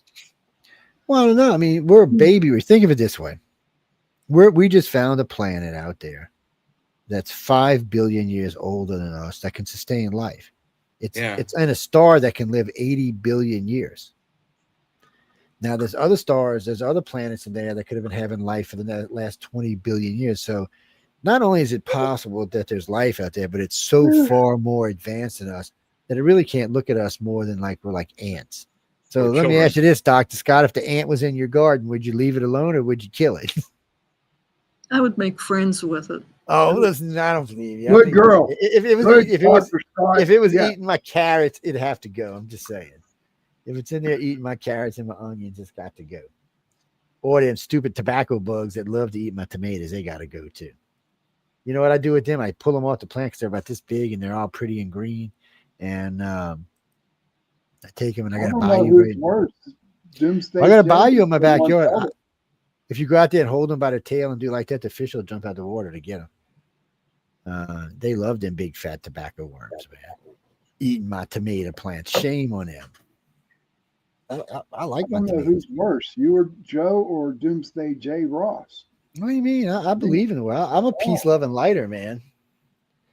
That's all I think of is peace-loving light. That's why I'm going to Mars with Elon. Y'all can go do whatever, man. I'm out of here. I'll check it out. I also believe in Dr. Scott, eating my tomatoes as bait for a fish.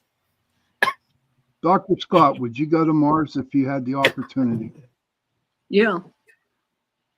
Yeah, because she's an explorer and a researcher. I've applied a couple of different places. I'd go to Mars. They'd let me. They'd say, look, get on a ship, Joe, I'm out of here. See, one of the good things for us everyday people is, ladies and gentlemen, is we're going to all get to go to Mars. Because everybody's like, well, only the rich people or only the scientists are going to go. No. Elon Musk is going to make space travel so cheap, it's going to be cheaper than space it's not even that. air travel. You're not getting a Harvard graduate to go clean the toilets. It ain't going to happen. You're not going to get him go out there and fix the pipes. You're not going to get him out there and work in fuel tanks because that's labor work, and they're not going to expect your scientists to get out there and do it. Maybe like the first month, but after that, they're going to expect to have people out there that's their jobs, keeping up the plants, taking care of the food, and cleaning the kitchen, cooking the food. You know that you're going to have that they have a real colony. And not everybody's going to have a PhD to go to Mars, or even a bachelor's for that reason. You're just going to have experience in some field, because we're going to all be learning weightlessness together as a group. Yeah, they'll definitely need skilled labor. The So electricians, with plumbers, Dr. Scott, HVAC. we'll have to tie a weight on her ankle, keep her down on the surface while we're walking around. What's it, Jim? No, Mars is 1/6 gravity. No, Mars is 1/3 gravity. Moon is 1/6. Yeah, I always get them confused for some reason. Yeah, Moon on virtually the moon, doesn't if have you have gravity. 100-pound weight, it weighs 60 pounds. On Mars, it weighs 70. Which means Dr. Scott will weigh about 22. What's that, Frank? Even my big self would only weigh 100 pounds on Mars. Well, no, it's cool. I mean, most people don't realize this. So let's say you're 60, 70 years old. You know, you want to go to Mars. So you go to Mars, you get on Mars. First thing that you're going to notice is you can breathe easier. You'll be able to get off of your high blood pressure medicine and all kind of other medicines, because you no longer have the gravity of Earth crushing your heart anymore, or pulling down. You're not working as hard. You'll actually de-age almost 20 years your skin, because instead of being dragged down and forced to wrinkle because it's fighting back, it'll be able to stick there again, because there won't be any gravity pulling down on it. If you've got arthritis and you're constantly feeling pain because it's always being crushed, well, on Mars, you'll be way, way, way, way, way lighter. And probably 2 inches taller. Yep. And your spine will decompress. So a lot of that pain will just go away.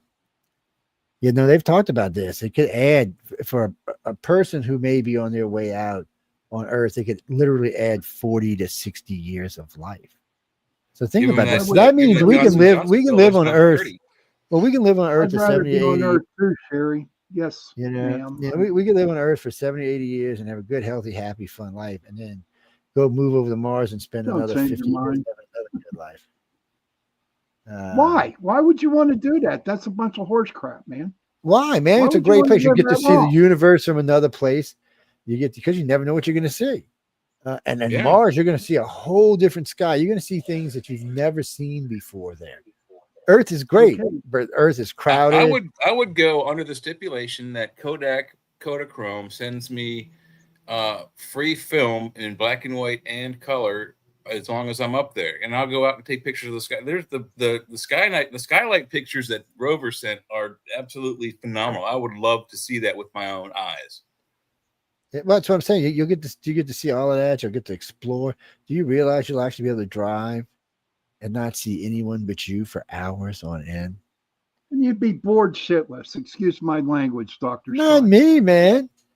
You'll have he's putting Starlink over there, so you'll have Starlink. You'll be able to talk to everybody. You'll have Direct TV and Roku and the internet and all that stuff. There might be some little radiation interference every once in a while because the pictures come. This is all my Star Trek friends. See, Dr. Scott and I could set up a little astronomy lab back on the other side, doing UFO huntings on the dark side of Mars.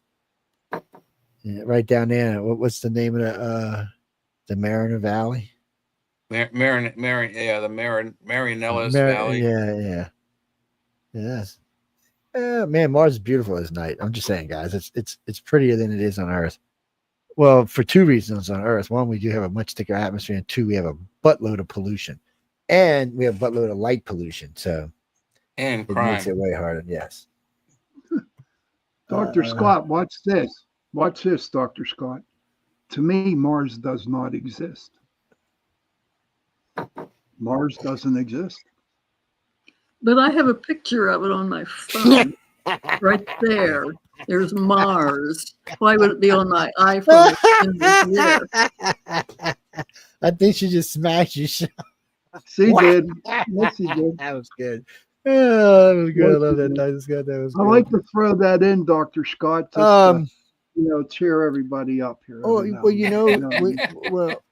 Jesse. No, we got to take a break, but I was going to so we got another hour if you want to stay with us, Dr. Scott. We usually bring on guests for 2, but you can stay as long as you want. I always like to tell everybody that. I don't want to think we're like hijacking a guest and making him stay with us crazy people, especially Santa Claus down there. He's a little Before we go to break, Oh, yeah, maybe I we should am. throw out a question for the book giveaway. What do you think? Because we forgot to do that. Yeah, Go ahead and spit All it right, out. Jay, what's your question? There it is, right scrolling across the bottom. How did sound designer Ben Burt create the sound effects for the lightsabers?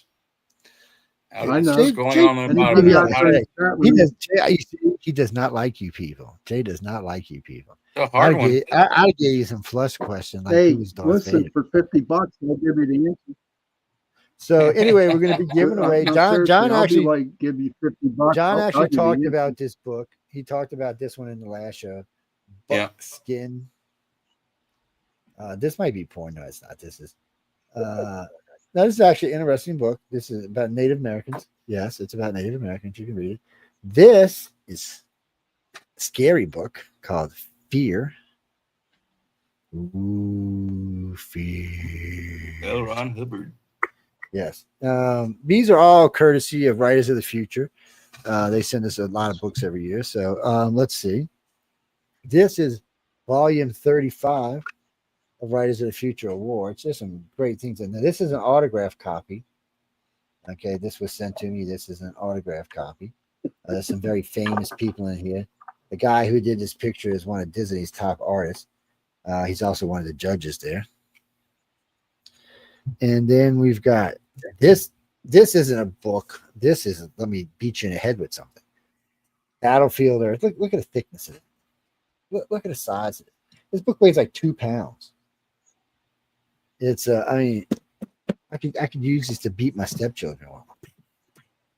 What's it, Jack? Dr. Scott, excuse me, Dr. Scott, are any of your books on audio? Yeah, I think all of them are. Excellent. They're all Somebody on there. Amazon. I think all of them are on audio. Well, if you want to Okay, great. contribute, we're That's giving the books only way. away. I mean, go ahead, Sean. Let me catch up. So the 10th person to get your Oh, no, 10th person. I rolled a 10th dice. Number 10 came up. Number 10. Okay, Jay, I bet you 2-1. Nobody gets the correct answer, and we'll still have a different. Well, he's gonna question next have to send me the answer because I have no idea. Oh, what it is. I have it. I'll get it for you. Mhm. week. I know what the answer is. I looked it up last night because I was going to make $50 off of people in the chat room because I knew the answer. Do you want me to find Oh, out? got close. I have it. No, see, Ken. Oh, I'm in Dr. Scott. airplane mode. Never mind. Curtis. No, that's for all four books. We're Here's sending the them one answer in person. private chat. Please don't give it away. Yes. So anyway, what I was telling Dr. Scott is, if you ever get the urge, you can always send us books because we give them away all year. We start the November 1st and we give them away till the first week of January. Last year we gave away almost 3,000. A year before that, about 2,600. We're going to break 3,000 this year. I got 1, 2, 3, 4, 5, 6, 7, 8, 9, 10, 11 cases of books sitting next to me over there. So, and I still haven't given these away. This is the Into the Stars and the Monroe Doctrine. There's also books we're giving away. We get a lot of books, James. We like to give books away. We believe in literacy. And we forgot to give away one last night, so we have to double up today. Yeah. And we do give away audiobooks when we have them. Oh, I prefer audiobooks because I don't really have as much time to read as I used to. But audiobooks I can throw in when I'm in the car or when I'm working on a website or something. I can just turn it on and listen. My car doesn't have a That's CD why player, I- so an audio I CD need a more- book wouldn't work.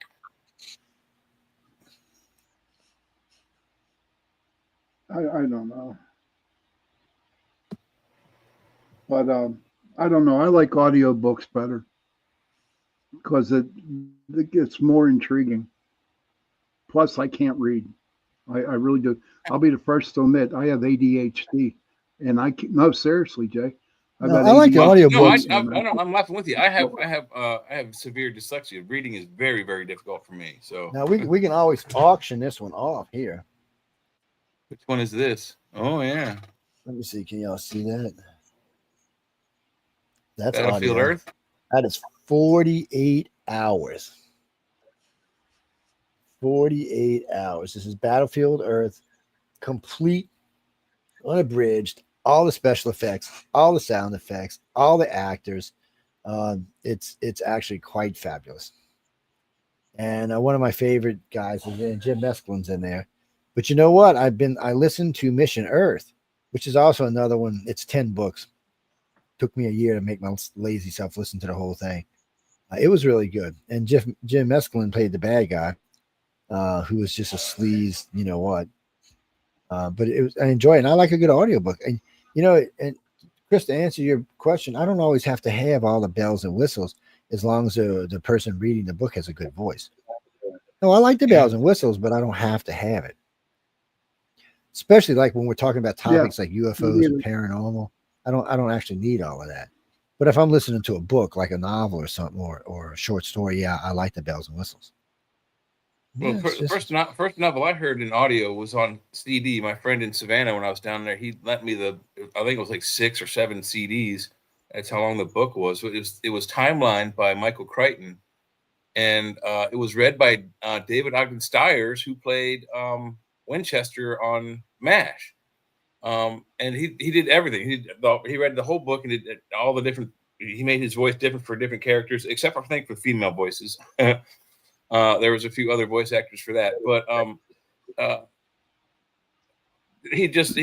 whatever was written by Michael Crichton, David Ogden Stiers described perfectly, and it was quite good. I enjoyed it. Dr. Scott, Jamie writes in from Wisconsin. She said, "Can I just get your books at any Barnes and Noble or Books A Million or anything like that?" I don't know. I think so. You can probably get them on Amazon for sure. Yeah. Amazon. No, well, yeah, but no, I was just asking Dr. Scott if she didn't get all of her books on Books A Million and places like that. Barnes and Nobles. I mean, usually nowadays, I think you can get any book anywhere. But where are you publishing at, Dr. Scott? With Flying Disc Press in England. Okay. Oh, all right. Yeah. Okay. That makes actually sense. Now my brain is off somewhere else. No, you can. Well, when in doubt and you can't find some, just look it up on the internet, type in the title of a book, and usually it'll tell you where you can get it from. Yes. Well, yeah, it's mainly in Amazon.com because anybody can get that has a computer. Yeah. It's what do you mean? Why do we give away so many books? Well, I get a lot of books sent to me for guests. I get a lot of books sent for other things. A lot of people know we do giveaways. Like Barnes and Nobles will usually send us 300 or 400. It's usually books they have left over, and they're like their science or mystery or sci-fi categories, and we'll give them which away. me and Jay are not allowed to get because we're part. Yeah. Yes. We're not. Unfortunately, hosts on the network and stuff like that are allowed to participate, but everybody else is, and we do give a lot away. And and there's let me see, behind me right now there are at least over 100 different authors represented, at least, because 4 of these books all have 12 authors each in it. They're anthologies, so they all have at least 12 authors each in it. Most of them have more like 14, and then these are all individual authors. All of these are there. Game On, this one, this one, this one. That's the X-Files. That's by Kevin J. Anderson. There's a lot of good writers up in there. We got some Tim Powers works up there. He's the one who wrote A Stranger Tide, which of course is the Caribbean movies. And he did that. And then we got Ender's Game up there, which is Orson Scott's book, which was he just didn't like the way who they made Ender. He kept telling me he kept saying, yeah, but he said Ender should have been younger. Oh, wow. He said Ender was like he was like preschool or mid school, like 10 or 11, not 14 or 15. Oh, okay. And so, he said it bothered him. Yeah, he didn't, Oh, no, I had both the Dune writers on. Yeah, just recently. Yes. Don't get me started on Dune. No. Because it has nothing to do with I'll keep you out on if we go up on Dune. It's I haven't seen the new one yet. I'm waiting to see it. I've seen the other two. I've seen the first one before anybody else saw it. They previewed it at Writers of the Future, the very first one. The actors were there. It was in a private setting with only about 300 people. I don't even think it was that much. I think it was less than 100 people, actually. And we got to see it, and it was pretty good. And then I got to see 2 in another private setting, and I was kind of like, I don't know. I was disappointed. Maybe I was expecting too much. Maybe the disappointment's on me. I don't know. I like the actors. The actors are fun. It's not the actors. We'll wait and see. How's that? Yes. Well, some of these people are friends of mine, so I don't want to get my ass in trouble here. I enjoy a good sci-fi book. I do. But I'd rather it be in an audiobook. See, Dr. Scott's smart. By putting them in audiobooks, you'll sell more, because today's world is not like the old days. You don't really have time to just sit around and read a book. See, I give Linda a book. She'll read a damn 500-page book in like 15 minutes. It's like warp speed reader. No, it's not that fast, but a couple of hours she's done with it. And I remember I brought her Anne Rice's Interview with a Vampire, the big hard copy version. I set it down and said, here you go, baby. I'm going to go to the store and do something. I was going about an hour and a half, 2 hours. I come back. Bam. And she said, yep, it was done. Ask me when we're going to get the next. I'm like, you're shitting me, right? That book cost me like $60. And we're talking, back then, that was actually money. Today, that's nothing. But back then, that was actually cash. I was like, what? Yep. But she likes to read. And a good book's a good book. The movie wasn't bad. The Interview with the Vampire wasn't bad. I mean, it was what it was supposed to be. And then what was the other one? Queen of the Dam? Yeah, it was pretty much what it was supposed to be. They're vampires. What do you expect? They're going to kill people, man. That's what they do. I'm like, give me a break here. Oh, you mean the Alien vampire movie? Oh, no, that was the one in London. Yeah, I can't remember the name of it, but the girl stayed naked like half the movie. That's probably why you liked it. It's she was so this ship pulls up, opens up like an umbrella thing, and she's down there. She releases some kind of plague that turns people into walking vampire zombie things, and it pulls their souls up to the ship, or their energy up to the ship or something. Yeah, I can't remember the name of it, but yeah, it was pretty big. Yeah, but that's what you're talking about. If I could remember the name, I'd tell you, but that's what you're talking about. So, Jesse, where you at, Jesse? Jesse, oh, you're from New York City, huh, Jesse? I'm going to be nice and not say nothing about New York City, okay? So what's your question? So Jesse from New York City, Dr. Scott, wants to know if you think that all this new stuff with Congress talking about extraterrestrials, does that help prove that they're real? Well, I think they've always said they're unreal and you're crazy. And if anybody said anything about them, they had to worry about, going to insane asylum or whatever. Everybody thinks they're crazy.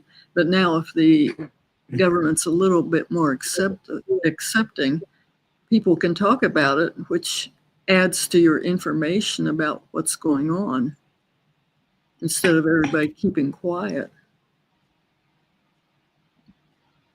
So yeah, it's a good idea, because you don't know what UFOs are or anything else, and you should collect as much information as you can get, in my opinion. Well, one thing that worries me is when we started collecting data, and now, how much of that data has been forgotten about, because these deep dark agencies in the 40s, 50s, and 60s was just stuffing it away somewhere, and in the 70s, even in the 80s, and people in the 90s and 2000s probably don't even know it exists. It's probably still stuffed away somewhere. And it worries me because, there was a lot of things that happened that you don't even hear talked about anymore. Submarines seeing UFOs hovering over submarines and deactivating their systems, Russian nuclear weapons coming online, American weapons going offline. Mm-hmm. All this is stuff that was real and documented, but nobody wants to talk about it. And if I was Congress today, I'd want to know, did they really shut down our nuclear facilities and then turn the Russians on? I mean, what the hell? I'd want to know. Well, they did. They spend all this money on security, but if a UFO flies over a missile base and turns off the missiles, they don't worry about it because it's a UFO. And I mean, how ridiculous is that?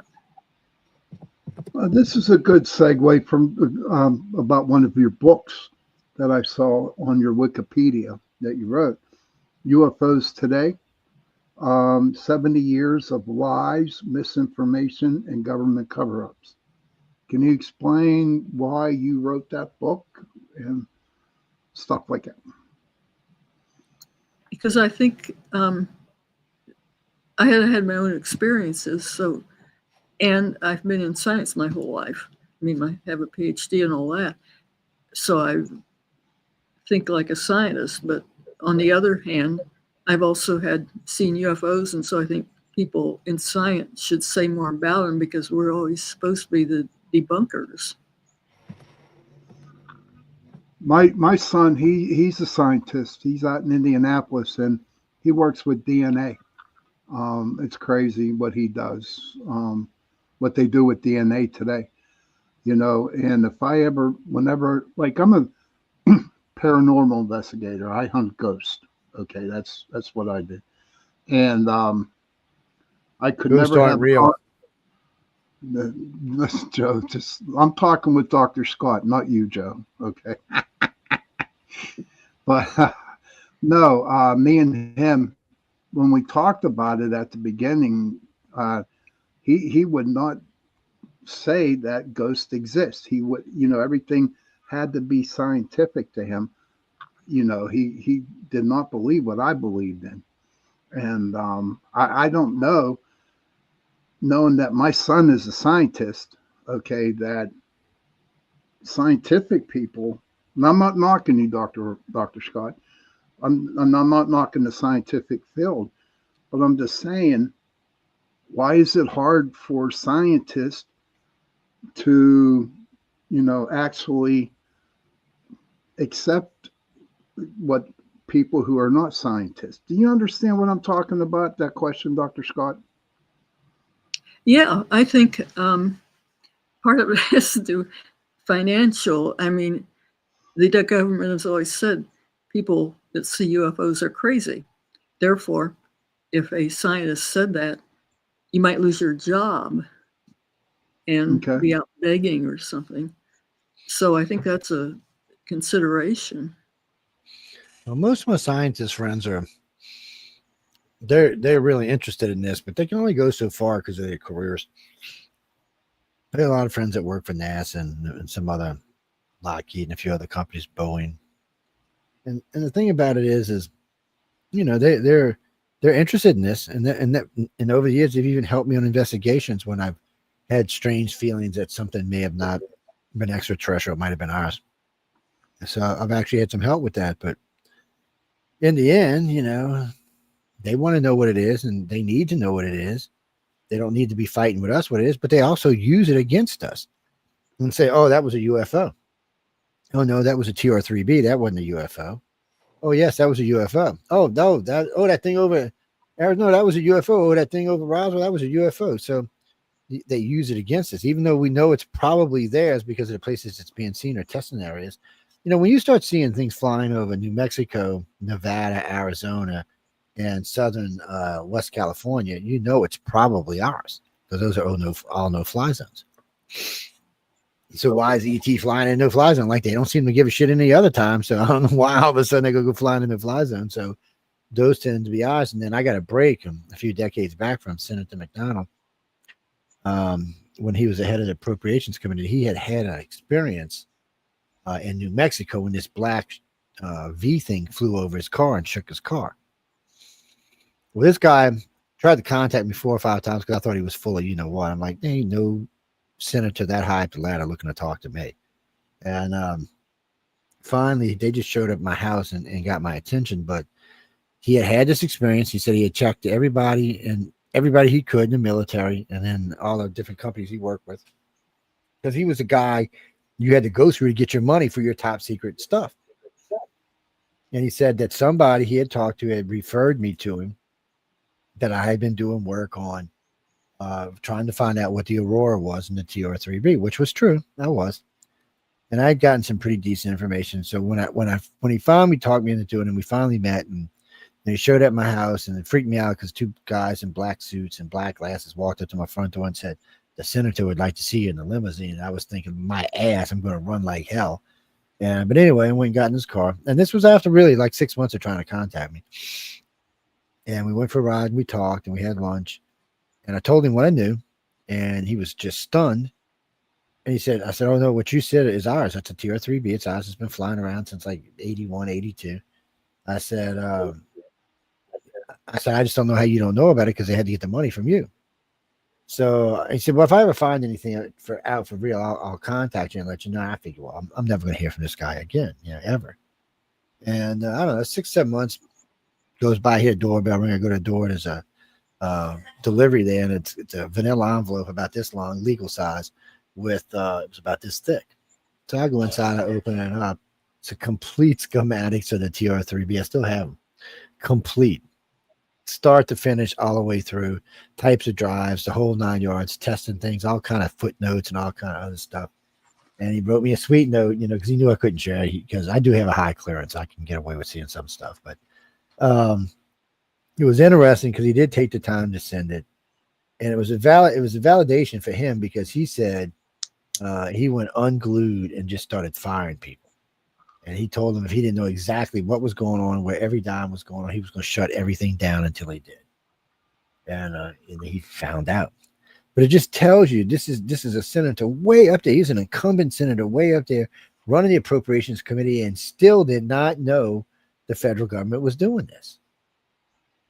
He didn't even have a clue. And he had to go to an outside source just to get an idea, just to go back to the inside source to find out. I mean, it does not bode well for my credibility with our government. I don't feel comfortable that they really know what is going on. We wouldn't have military abductions if the government knew what was going on. That's bottom line. There would be no need for military abduction. If they actually knew what the bleep was happening on our planet, they wouldn't need to do that. And then I get blamed for, I go on Coast to Coast one night with Melinda Leslie, and we're talking about Carla Turner's work, because we picked up on Carla Turner's military abduction work is what we did, which at the time we didn't know that she was real healthy and got stage 4 cancer and died, and all kind of other bad stuff happened to her along the way.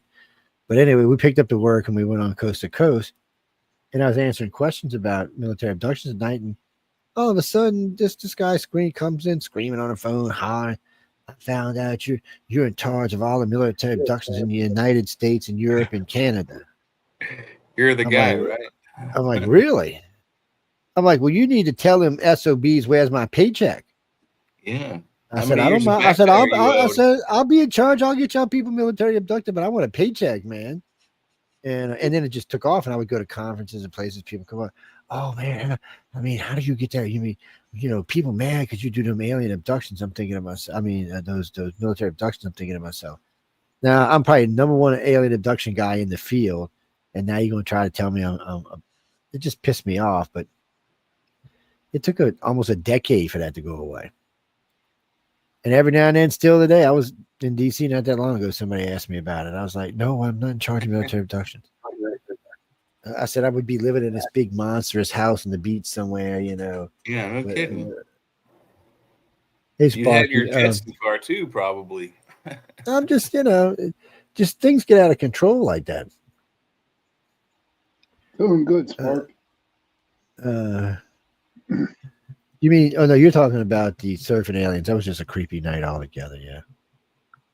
No, we've been in groups and seen in groups. Well, ICAR's got a little advantage on people. One, we've got a lot of contactees in the organization, but two, we've been tracking cases in UFOs. So we're not a UFO organization per se. We don't actually keep track of where all the UFOs are. We keep track of where the abductions are. What we do is we use that to verify against UFO sightings to see how many UFO sightings are in the area where there's abductions going on, because one usually correlates into the other one. It's one of those things. But here, let me let Jay take over for a second here. What do we got coming up? Let me change that. Did you get? Yeah, don't forget to check your email about the the question, see if we got 10 answers in there.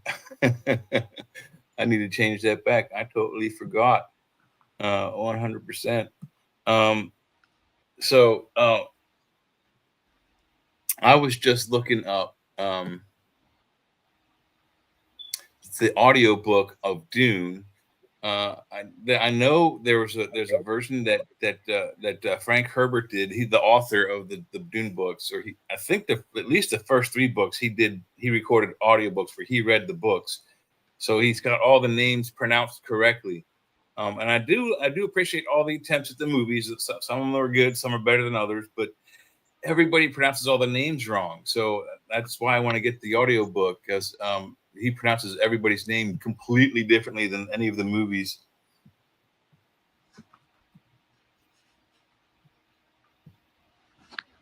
Okay, I'm back. Sorry about that. So where are you from, Stephanie? Toucan, Washington.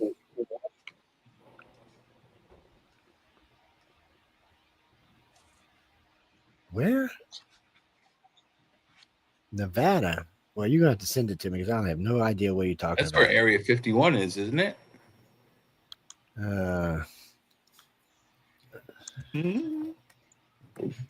Yeah. Stephanie Mills is the one who just won the book set. Oh, you liar! You're in Utah. I know where that's at. Yeah, that's in Utah. You got the correct answer? She did. Yeah, Stephanie Mills is her name. She said she tried looking it up on the first time. She couldn't find it. She had to look it again. You know that's cheating. You're not supposed to tell me you cheated, right? I'm just saying you're not supposed to like I run a contest that you cheated. Yeah, wait till after he ships it out. Then it's too late. Yes.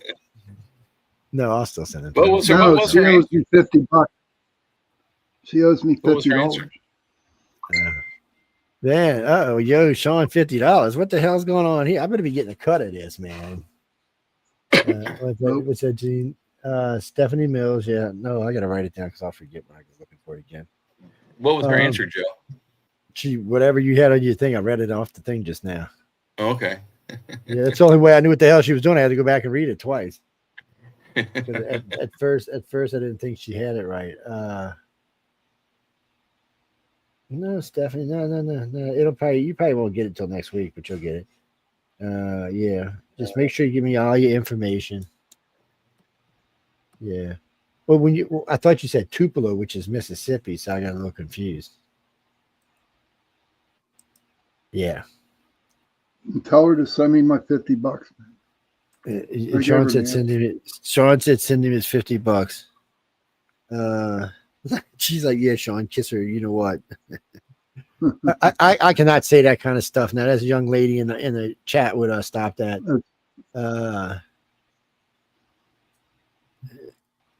I don't talk like that. Y'all are bad people. I'm all sweet and innocent. I don't even. Dr. Scott, if we had a cuss jar and you weren't on the show, we could probably buy round trip tickets to wherever we want to go.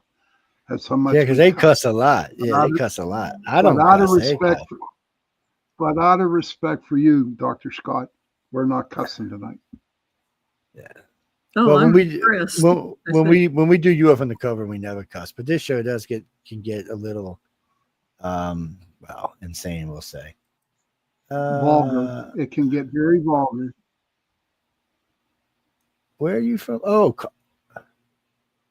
off of Interstate 80. What are you talking about? Dr. Scott, do you have any other books coming up that you are writing about? I have another one that may be coming up, but it's about history. It's not about UFOs. Well, what kind of history? I love history. Right, you're right, Sherry. What about the history? I love history. Well, I live on an old farm, and we recently sold it to a park, and I was kind of writing about the history of the farm, but I don't know how it's going to go. Yeah, there's I'll buy it. I'll get it. Okay, good. It's not. I don't know if the book's even going to come about, but I'll talk to a publisher. Well, do you want me to Okay. want me to write a letter to your publisher and say, you know what, guy, publish it so I can buy it? Oh, That's okay. what I'll do. We got pull, Dr. Scott. We got pull. Good. We can do that. Okay. What? No, Jimmy. Sherry, I don't cuss a Carson lot, City. Sherry. Yeah. I'm a nice one on them. Look Oh at no, that. he cusses, Jesus. man. He cusses. Oh, We got a Santa Claus jar, man, because he cusses. oh Ooh, man. man, he My cusses. real name is, they call me Dexter too, Sherry and Dr. Scott. They call me Dexter. Yeah. Because Santa Claus and that Dexter. is How my can you be both? that's my occupation. I'm a meat cutter. I use knives. So Okay. they call me Dexter, you know. So Stephanie is in Reno, Nevada. Reno. Huh? What's going on in Reno tonight? I'm kind of interested. What's going over there in Reno? You gambling? You making any money? Jesse, we got 19 minutes. So what do you got? No, oh, y'all missed out. So a couple weeks back, he dressed up like Santa Claus. He was stripping with the Chippendales. It was bad, people. Jay and I had to get glasses. It was scary. The show, Yeah. Sherry. It was scary, man. No, it scared me. I was like, whoa, that should be against the law. Yeah, so he got nicknamed Dexter a while back. Yes, it was just one of them things. Favorite? Wait, what? I'll ask her. So, Margaret is writing in. From where are you writing in from, Margaret? Sydney, Australia. Hey, what's going on down there in Aussie land? She wants to know, what do you think is the most significant alien abduction case in the history of the field? Whoa, that's like a monster question. It's like the third time we've had that question, though, isn't it? It's like Betty and Barney Hill is going to be the answer, I would say.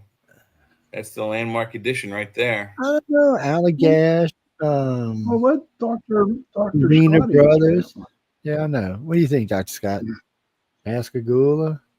Yeah, Pascagoula. I'll see. She's going Pascagoula. It's Pascagoula, Travis Walton, and Betty Barney Hill, all about the same fame. Yeah. Well, there's the Allagash case, the Wiener brothers, when they went out on the canoes at night. Yeah, there's a couple of cases out there. Well, there's Katarina Wilson's case where she was being taken by aliens and then paraded in front of admirals and generals and all in the Air Force. Yeah, but she's in the Air Force when it happened. Yeah. And then there's other cases besides those. There's the Cass Landry case, where the thing flew over and gave everybody cancer. That's another pretty famous case. Yeah, there's the case over New York where the ambassador and his two Secret Service I can't remember her name, being taken out of her 20-story apartment building. Yeah, Linda Neal. Yeah. Oh, that's it. Thank you very much. There's a lot of good cases out there. It's just my problem is, and Jay and I just recently did this. There's not a lot of new good cases. So if you go to 2000 and you work your way forward from 2000, there's not much in the way of, I guess we'll call them popular cases, sighting cases or UFO abduction cases. Yeah. We've done this on 2 different shows where we pulled everything we could find off the net, and it's not much. Yeah, there's a gap. It's very weird. And you got to remember, it coincides with some other rumors that have been going around in the community as well, is that a couple of the races have left the Earth to deal with things back on other planets, particularly those who we call the Anunnaki have left Earth somewhere around 10, 15 years ago. I don't know. Maybe the reptilians did eat the other ones. I don't know. Yeah. Reptilians say the grays taste really good, so yeah. I'm just teasing. No, the reptilians are human. Humans, the other white Sherry meat. has a question for you guys. What? Here you go. Sherry has a question for you guys. Because they saw think the reason is? Because they saw Dexter Santa Claus stripping. No, because I think several of the races have left the vicinity. That's why the sightings have reduced in number. But she's asking you why you think that, Doogie. Why you think the races left? The reason why the Anunnaki left was reportedly to deal with some sort of conflict back on their homeworld in the Zeta Reticuli system. Jay, you just lost me right there, dude. Can you please explain that in English? Please. They went back to their home planet in the Zeta Reticuli 2 star system to deal with some conflict on their home planet. Marisa, what's the destroyed by the Greys? Not rate. Okay, Marie, it's not Zeta Reticular. No, it's not like a tickler. I don't know what. No, that's the word that I never heard before in my life. Zeta Reticuli is the star system where the Greys come from, and the Anunnaki, and then there's also the map that Betty Hill drew some years later in the 70s. That I think was computer verified by a mathematician, but Joe disagrees. Well, you gotta have a start and end point, man. You can't verify nothing without that. That's just basic. Yeah. The only way you can chart a course. Sparky wants to know where is it at? I don't know. Sparky, this is way out of my league here, buddy. From what I understand, the Zeta 2 Reticuli and Zeta 1 Reticuli star systems, the binary star system, is only visible from the southern hemisphere of Earth. Give me my ghost. And Jimmy, the map Jay's talking about wasn't even verified if that was the original map that they drew. Yeah. Yeah. So no, because you couldn't get the original picture, wasn't nowhere to be found. That was a redraw that Betty gave her. Yeah, see, most people don't know that, but I do because I'm a researcher. It's now there was a lot of funky monkey business going on. They were trying to sell some books that was trying to change the story of Betty and Barney Hill, and I wasn't having it. I had the original abduction stuff from Dr. Simons and at least 50 or 60 interviews that the Hills did on different radio stations in the 60s. So I wouldn't put no with that shit. I knew exactly what they said. Just because she was their niece wasn't good enough reason for me to be changing the stories around. Well, because the whole group got together. First, they said they found something on her clothes, which I think at the time were 45 years old. No one's known who's touched it, where it's been, or how there's been no chain of evidence anywhere. Yeah, and Betty somehow claims to remember it never having been washed since the incident. And then Betty said she saw the homeworld on a pull-down map. So what's the odds of a U.S. craft have an alien map on board to show you where they live? Yeah, you know what the odds are. It's big fat ass zero. It's the way my brain works. That's why this stuff is so easy for me. It's no, Chris, because when you look at it, because she said she got it from the pull down star map. That's Betty's own words. Yes. So if she did, and she pulled it down and she said, this is where these people live, but yet the people she were talking to were humans, except for the short guy with the big schnoz. They gave her the paperback book. Or no, gave her a hardcover paper book. Yes. And then brought her through a pair of metal swinging doors with windows in them.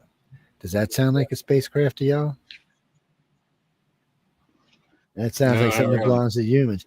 See, that was the whole problem. That's why Betty and Barney Hill got rewritten. That's why I said they were alien abducted in Canada where they were. And when they were put back in the United States, and the government military abducted them.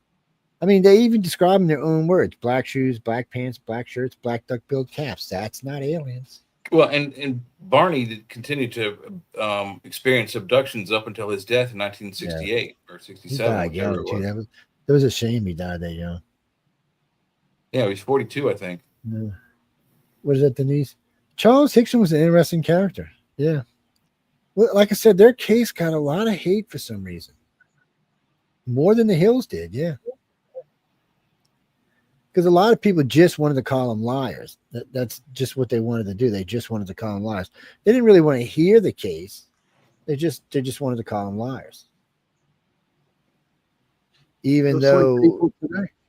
even though the sheriff and a couple of other people that came in, I forgot the guy who came in from the district attorney, the state district attorney, he said he thought they were telling the truth. He said, I can't tell you what it was they saw. He said, but I can tell you, I think they're telling the truth. That's what I got from all the articles I was looking at, is that all the authorities seem to agree with the gentleman.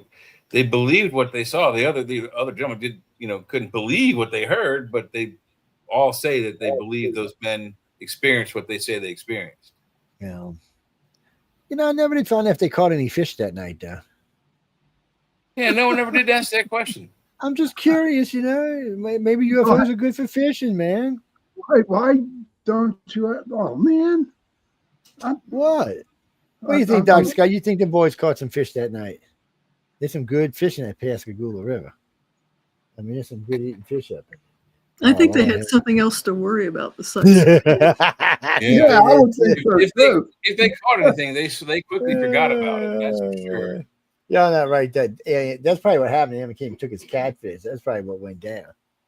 So he heard about that. He said he heard about that deep southern catfish, man. He wants some of that good catfish. No, like I said, Linda and I met him a couple of times. Last time I think was at the Broadwater Beach Hotel in Biloxi. He was very, very soft-spoken. He was very nice. We talked to him for a while. He had a manuscript for a book that he signed and gave to us.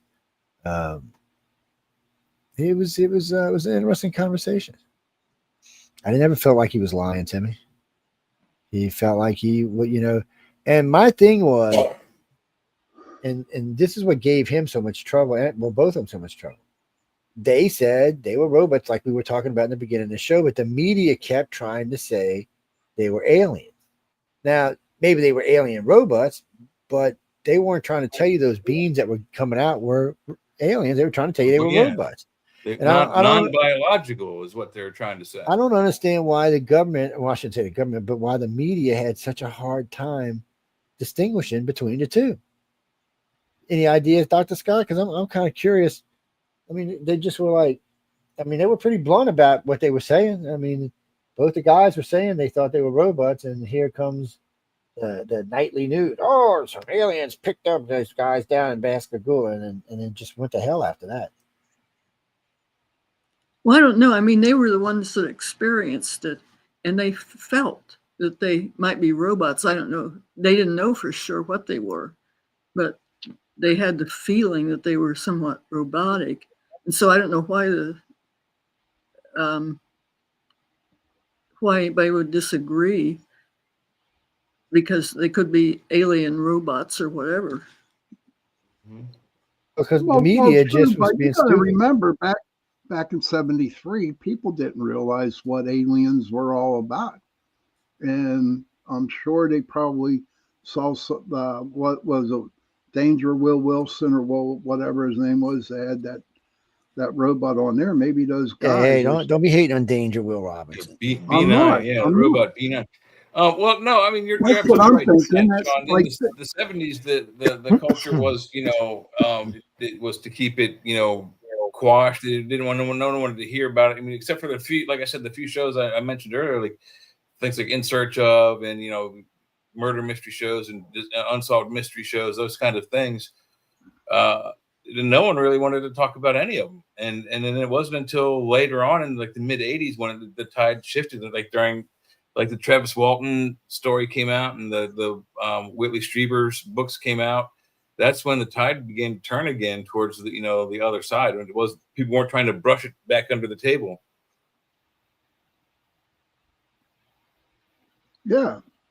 Well, I was thinking, so we had all these abductions in the 60s and 70s, and we couldn't even get them to talk about them, the field, until the very late 90s and early 2000s. Well, there were the few people that were talking to John Mack and Dr. Simons before John Mack. Yeah, that's it. Look, let me tell you what, when we tried for a long time with MUFON to get them to look into alien abductions. And what happened was we just met some other people and started doing it ourselves. And then we were still sending stuff back to them, but it was just becoming the black hole of Calcutta. Information went in and nothing ever came out. And it was starting to get aggravating. And the more we learned, the more we got to. But still, when I decided to do Wake Up USA, a UFO study, when Jeff called me and asked me to take over the show, I was heavily doing a lot of research at the time. So it was a good place for me to vent, to get research out, because nobody talked about downloads. No one talked about abductions. No one talked about blood types. No one talked about any of the stuff that gets talked about today until after we started talking about it. And I listen. You can listen to Richard Dole and Paula Harris, Peter Robbins, Nick Polk. It doesn't matter who it is, Nick Redfern. You can go back and listen to them on Wake Up USA and hear them saying that abductions aren't good. It's bad. We should never be talking about it. And now you can go back and listen to them quoting me word for word. Which is not bad if they would just give the organization credit. I wouldn't even get pissy about it, but they don't, so I do. It's but they wouldn't even talk about it back then. They thought it was voodoo, bad. It's going to destroy the field. When it was the only thing that could bring true truth to the field, because we can chase F-47s around the sky all day long because we think they're UFOs, but it's not going to get us to the truth. Might get us to see some badass fighter jet flying around, but that's about all it's going to get us. We need cooperation, and then even the government. When you look at what the government's doing, Nancy and them, I mean, that they're still stuck. You hear stuff like, "Well, I could tell you, but it would have to be in the skiff." And then he said, "I'd have to check with my boss because I'm not sure if you could get to know." This is a senator running an investigation into UFOs in an incumbent center, and here's some idiot from a company telling her, "Well, I don't know if you get to know." Really? And who do you think you are? Yeah. I said, you know what? Well, I'm going to hold your ass in contempt until you tell me. Why and you just anyone go sit in thinks jail. it's okay to hide this information from the rest of the planet is, beyond my capacity for rational thought. It's the penultimate goal of science, discovering life outside this solar system. Imagine the possibilities, and imagine, we all say that we don't suspect that there's any kind of danger from this. If they wanted to destroy us, they could have already. And there's no saying that they didn't. This planet has had some kind of destruction on it years and years and years ago before humans, and so has Mars and the fifth planet and other things in our solar system have been destroyed. But we don't know how or why. Why are they here? We don't know that either. However, the fact remains that they are and they're interested in us, and there isn't anything we can do to even remove them from our planet if we were to be made aware of it. But just the fact of the bulk of the governments on this planet are hiding this fact is probably some kind of a criminal act, hiding that kind of vital information, need to know information, as we were talking about earlier in the show. If you don't need to know, you don't need to know. But I think the rest of us need to know if there's aliens walking around on the planet. James, we got less than 10 minutes. Why? What do you got? What? No, because Miss Dr. Scott's going to turn into an alien if we keep her here too long. Nah, you got to stop that. No, she's been a real sweetheart. She's been given a lot of information to put up with the three of us, because we're a pain in the what. No, really. What's your question? No, actually, her and I were talking about that earlier. We'd both go to Mars. Well, Sean said we can't go to Mars because it doesn't exist. So I don't know exactly where we're going, but it looks like we're going somewhere that looks like Mars. It doesn't exist. Mars. And I'll only go if I can take my SLR and an endless supply of Kodak. Kodak. What do you mean? What could? No. Oh well, wait. So Mikey from Philadelphia wants to know what we would have to take with us to go to Mars. Any favorite snacks or anything you'd have to take, Dr. Scott? Maybe a dog or something, a cat or oxygen. Yeah, that's what I said. Air. There you go. Yeah, I'm thinking of bringing my chihuahuas. Canned air. I'm bringing my there's a new brand out called Perry Air. Perryair. Perry Air. It's canned air. Well, I'm bringing my chihuahuas and putting little fins on them so they can fly around the house. It's Denise. Oh, that's the Mount Rainier case. I was the one who investigated that. That case was crazy. It was 250 Boy Scouts and Girl Scouts plus the masters and some other logistics. And yes, they did. They had a close encounter first, and then they had a military encounter second. It took me a long time to get. One person contacted me And I was like, okay. And it's not much I can do at one person. And 2 or 3 more contacted me. And then a scoutmaster contacted me. And then I got to talk to about 5 more. And then there was 10 people I talked to. And then finally, everybody that had the experience said they would go. I just couldn't use all their names. We put the case out. MUFON never touched it. Nobody would touch it. No, it's 15 years old now, 16 years old. Don't ask me. The field's weird about what cases they like and what cases they don't. I don't know. It's like Ketzberg. Joe Ketzberg's bullshit. It's not a real UFO. No, it isn't. Alien. It's not an alien. It's not what I mean. It's not an alien. It could be a UFO because it's unidentified, but I mean, it's not an alien craft. Yes, not alien. Nope. So, No. it is got it foreign. from really good sources. Russia. It is foreign, but it's not Probably. it's not extraterrestrial. I'll bring somebody on the show that will say that Kecksburg did not exist. I mean, it's not alien. It's not. Oh yeah, Tunguska. Is that what you're talking about, Christopher? Tunguska. Yeah, it wasn't an alien. Meteor. Yeah, that was there's actually a name for him, but Air burst meteor. yeah, that's what it is. What Jay's saying is what it is, but they got an actual name for the airburst meteor. I forgot what they call it. I'd have to look it up. What are you talking? Well, you just popping off cases. Pine Gap. We the ones that brought Pine Gap back. We broke the case that they were lying, saying they're no longer around, and one of our investigators pulled up some orders they had made, some supply orders they had made after they said they had closed down the base and nobody was there anymore. So we found like a year's manifest of orders going into a closed base. He had a tune of like $5 million. So when we released it, they came back out and said, oh no, they were just in the middle of remodeling. Pine Gap, Star Wars, and the one in Harp were all initiated by Ronald Reagan, the same guy who said aliens are all coming. involving lasers or particle emitting weapons of some sort. Pine Gap is allegedly, if you look at the STS-48 video, allegedly Pine Gap is from where the beam was shot that was aimed at the UFO outside the atmosphere. We're not going to get time for it tonight, but on my Facebook page is three new tests of plasma cannons that the U.S. Air Force and Navy have. Oh crap!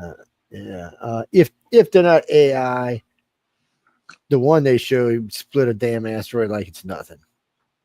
Like it's butter. But we got to get out of here because I'm old and I need something to eat. And Sean Haslett's coming up. I got Dutch apple pie with vanilla ice cream waiting for me. There you go. Got a giant stub up there. Dot Scott says she wants some. No, really. Y'all can find her. Just type in Dr. Scott and or just type in Pascagoula. Her information's on the website, so you can find it there as well. Look her up, check her out, buy a book. Get out there, be nice. No, she was talking about Dr. Phil Mantle earlier. Yeah, he's an interesting person to read and catch up on himself. He's got a lot of material out there himself. Yeah, he's been around a long time. He's been around at least as long as I have, or maybe even longer. So go check him out. See what's going on. For being on tonight. Thank you. Anyway, I'll ask him when we end here in a second. But guys and girls, we're gonna get out of here. No, I'm off until Wednesday unless I decide to do something special. I'm on tomorrow. Yes, he's on. He does a striptease on Sundays. Yeah. Yeah, he dresses up like Santa Claus and he's Chippendales Into the Night with Sean Kelly and a brass ball. It's Chippendale Santa Claus Into the Night is what it is. But he looks good in the Santa Claus outfit. He's all. Yeah, what do you see when he has the green one on? Oh no! What you said, Denise? No throwing dollars, only $100 bills, baby. He's not cheap now. No. Oh no! If it ain't a Benji, you just keep it in your little pocket. Or freshly hewn sides of beef for him to butcher up for you. Oh. Jay said he'll take some Jackson stuff. Anyway, Denise, tell Denise that Joe's my pimp. They can hear you. They're listening to the show. But we got to go, guys. I will try to promise to put Power Talk on this week. We got all the new systems in. I got a couple of things to work on because we got a couple of new satellites. And remember, to all of our new listeners in Berlin, welcome. I hope y'all enjoying the new server. Everybody over there in Singapore who's listening to us, I'm glad so many of y'all speak English over there. It's a great group to add into our servers. To Jupiter, is that what it's called? JAPUR, that's in India. And Amashar, is that how you say that? That's 2 new Indian servers that we now have also, so you can hear us in those cities straight off of right out of the local internet, which is really nice. What do we got? 42 days of Christmas? Oh, Thanksgiving in 18 days. 46 days of Christmas? I think that's fake news, man. I want 40 days of Christmas. 46. And here, well, how about this one? This is another one. There's a good 53 days to the new year, and then that's about it. That's all I put there. I didn't, yeah. So but Halloween. Good night, everybody. Yeah, 356 days to Halloween. Shame on you, Sparky. I should ban you for that, man. Shame on you. Anyway, I'm just teasing. But we really do got to get out of here, guys. Because I want to thank everyone for tuning into United Public Radio in the chat. Actually, Irene, Dr. Irene was actually suggested to us. She's a great guest. But when y'all have a guest like that, you can always write to me at iCar@Cox.net or one of the guys, and we'll get a hold to them. Well, we do do guests on all the shows. It's just UFO on the cover is usually where we do UFO stuff, and we're gonna invite Dr. Scott over there, but we gotta go. Okay, I know y'all don't know what gotta go means, but we gotta go. Yeah, Dr. Sean Hazlitt's coming up. Yeah, Sean Hazlitt will be on in 4 minutes. I don't know what he's talking about tonight. I didn't see his lineup before I came in. Yeah, I didn't either. But he's always talking about something crazy. So he's always talking about something fun. All right. I'll find out for you right now, but I gotta go after that. What is it? The Mantis Paradox. Yep, there you go. The Mantis Paradox. Shepherds or genetic engineers. Yes. He thinks those fake Mantis things are real. So anyway. Good night, everybody. But anyway, we got to go. Thanks again for tuning in, everybody to United Public Radio and the chat. I hope y'all enjoyed the show. Again, any moans, bones, glitches, or any bitches or complaints, please write to Michelle DeRoche. She loves hearing from y'all. On that note, good night and stay tuned for Spaced Out Radio. No, it's not Spaced Out Radio. It's Sean Hazlitt. Through a Glass Darkly. Oh, that's right. I'm sorry, Sean. Yeah, dude. Come on, man. After Sean, Spaced Out Radio. And I just announced you too. That's a bad part. We out of here, man.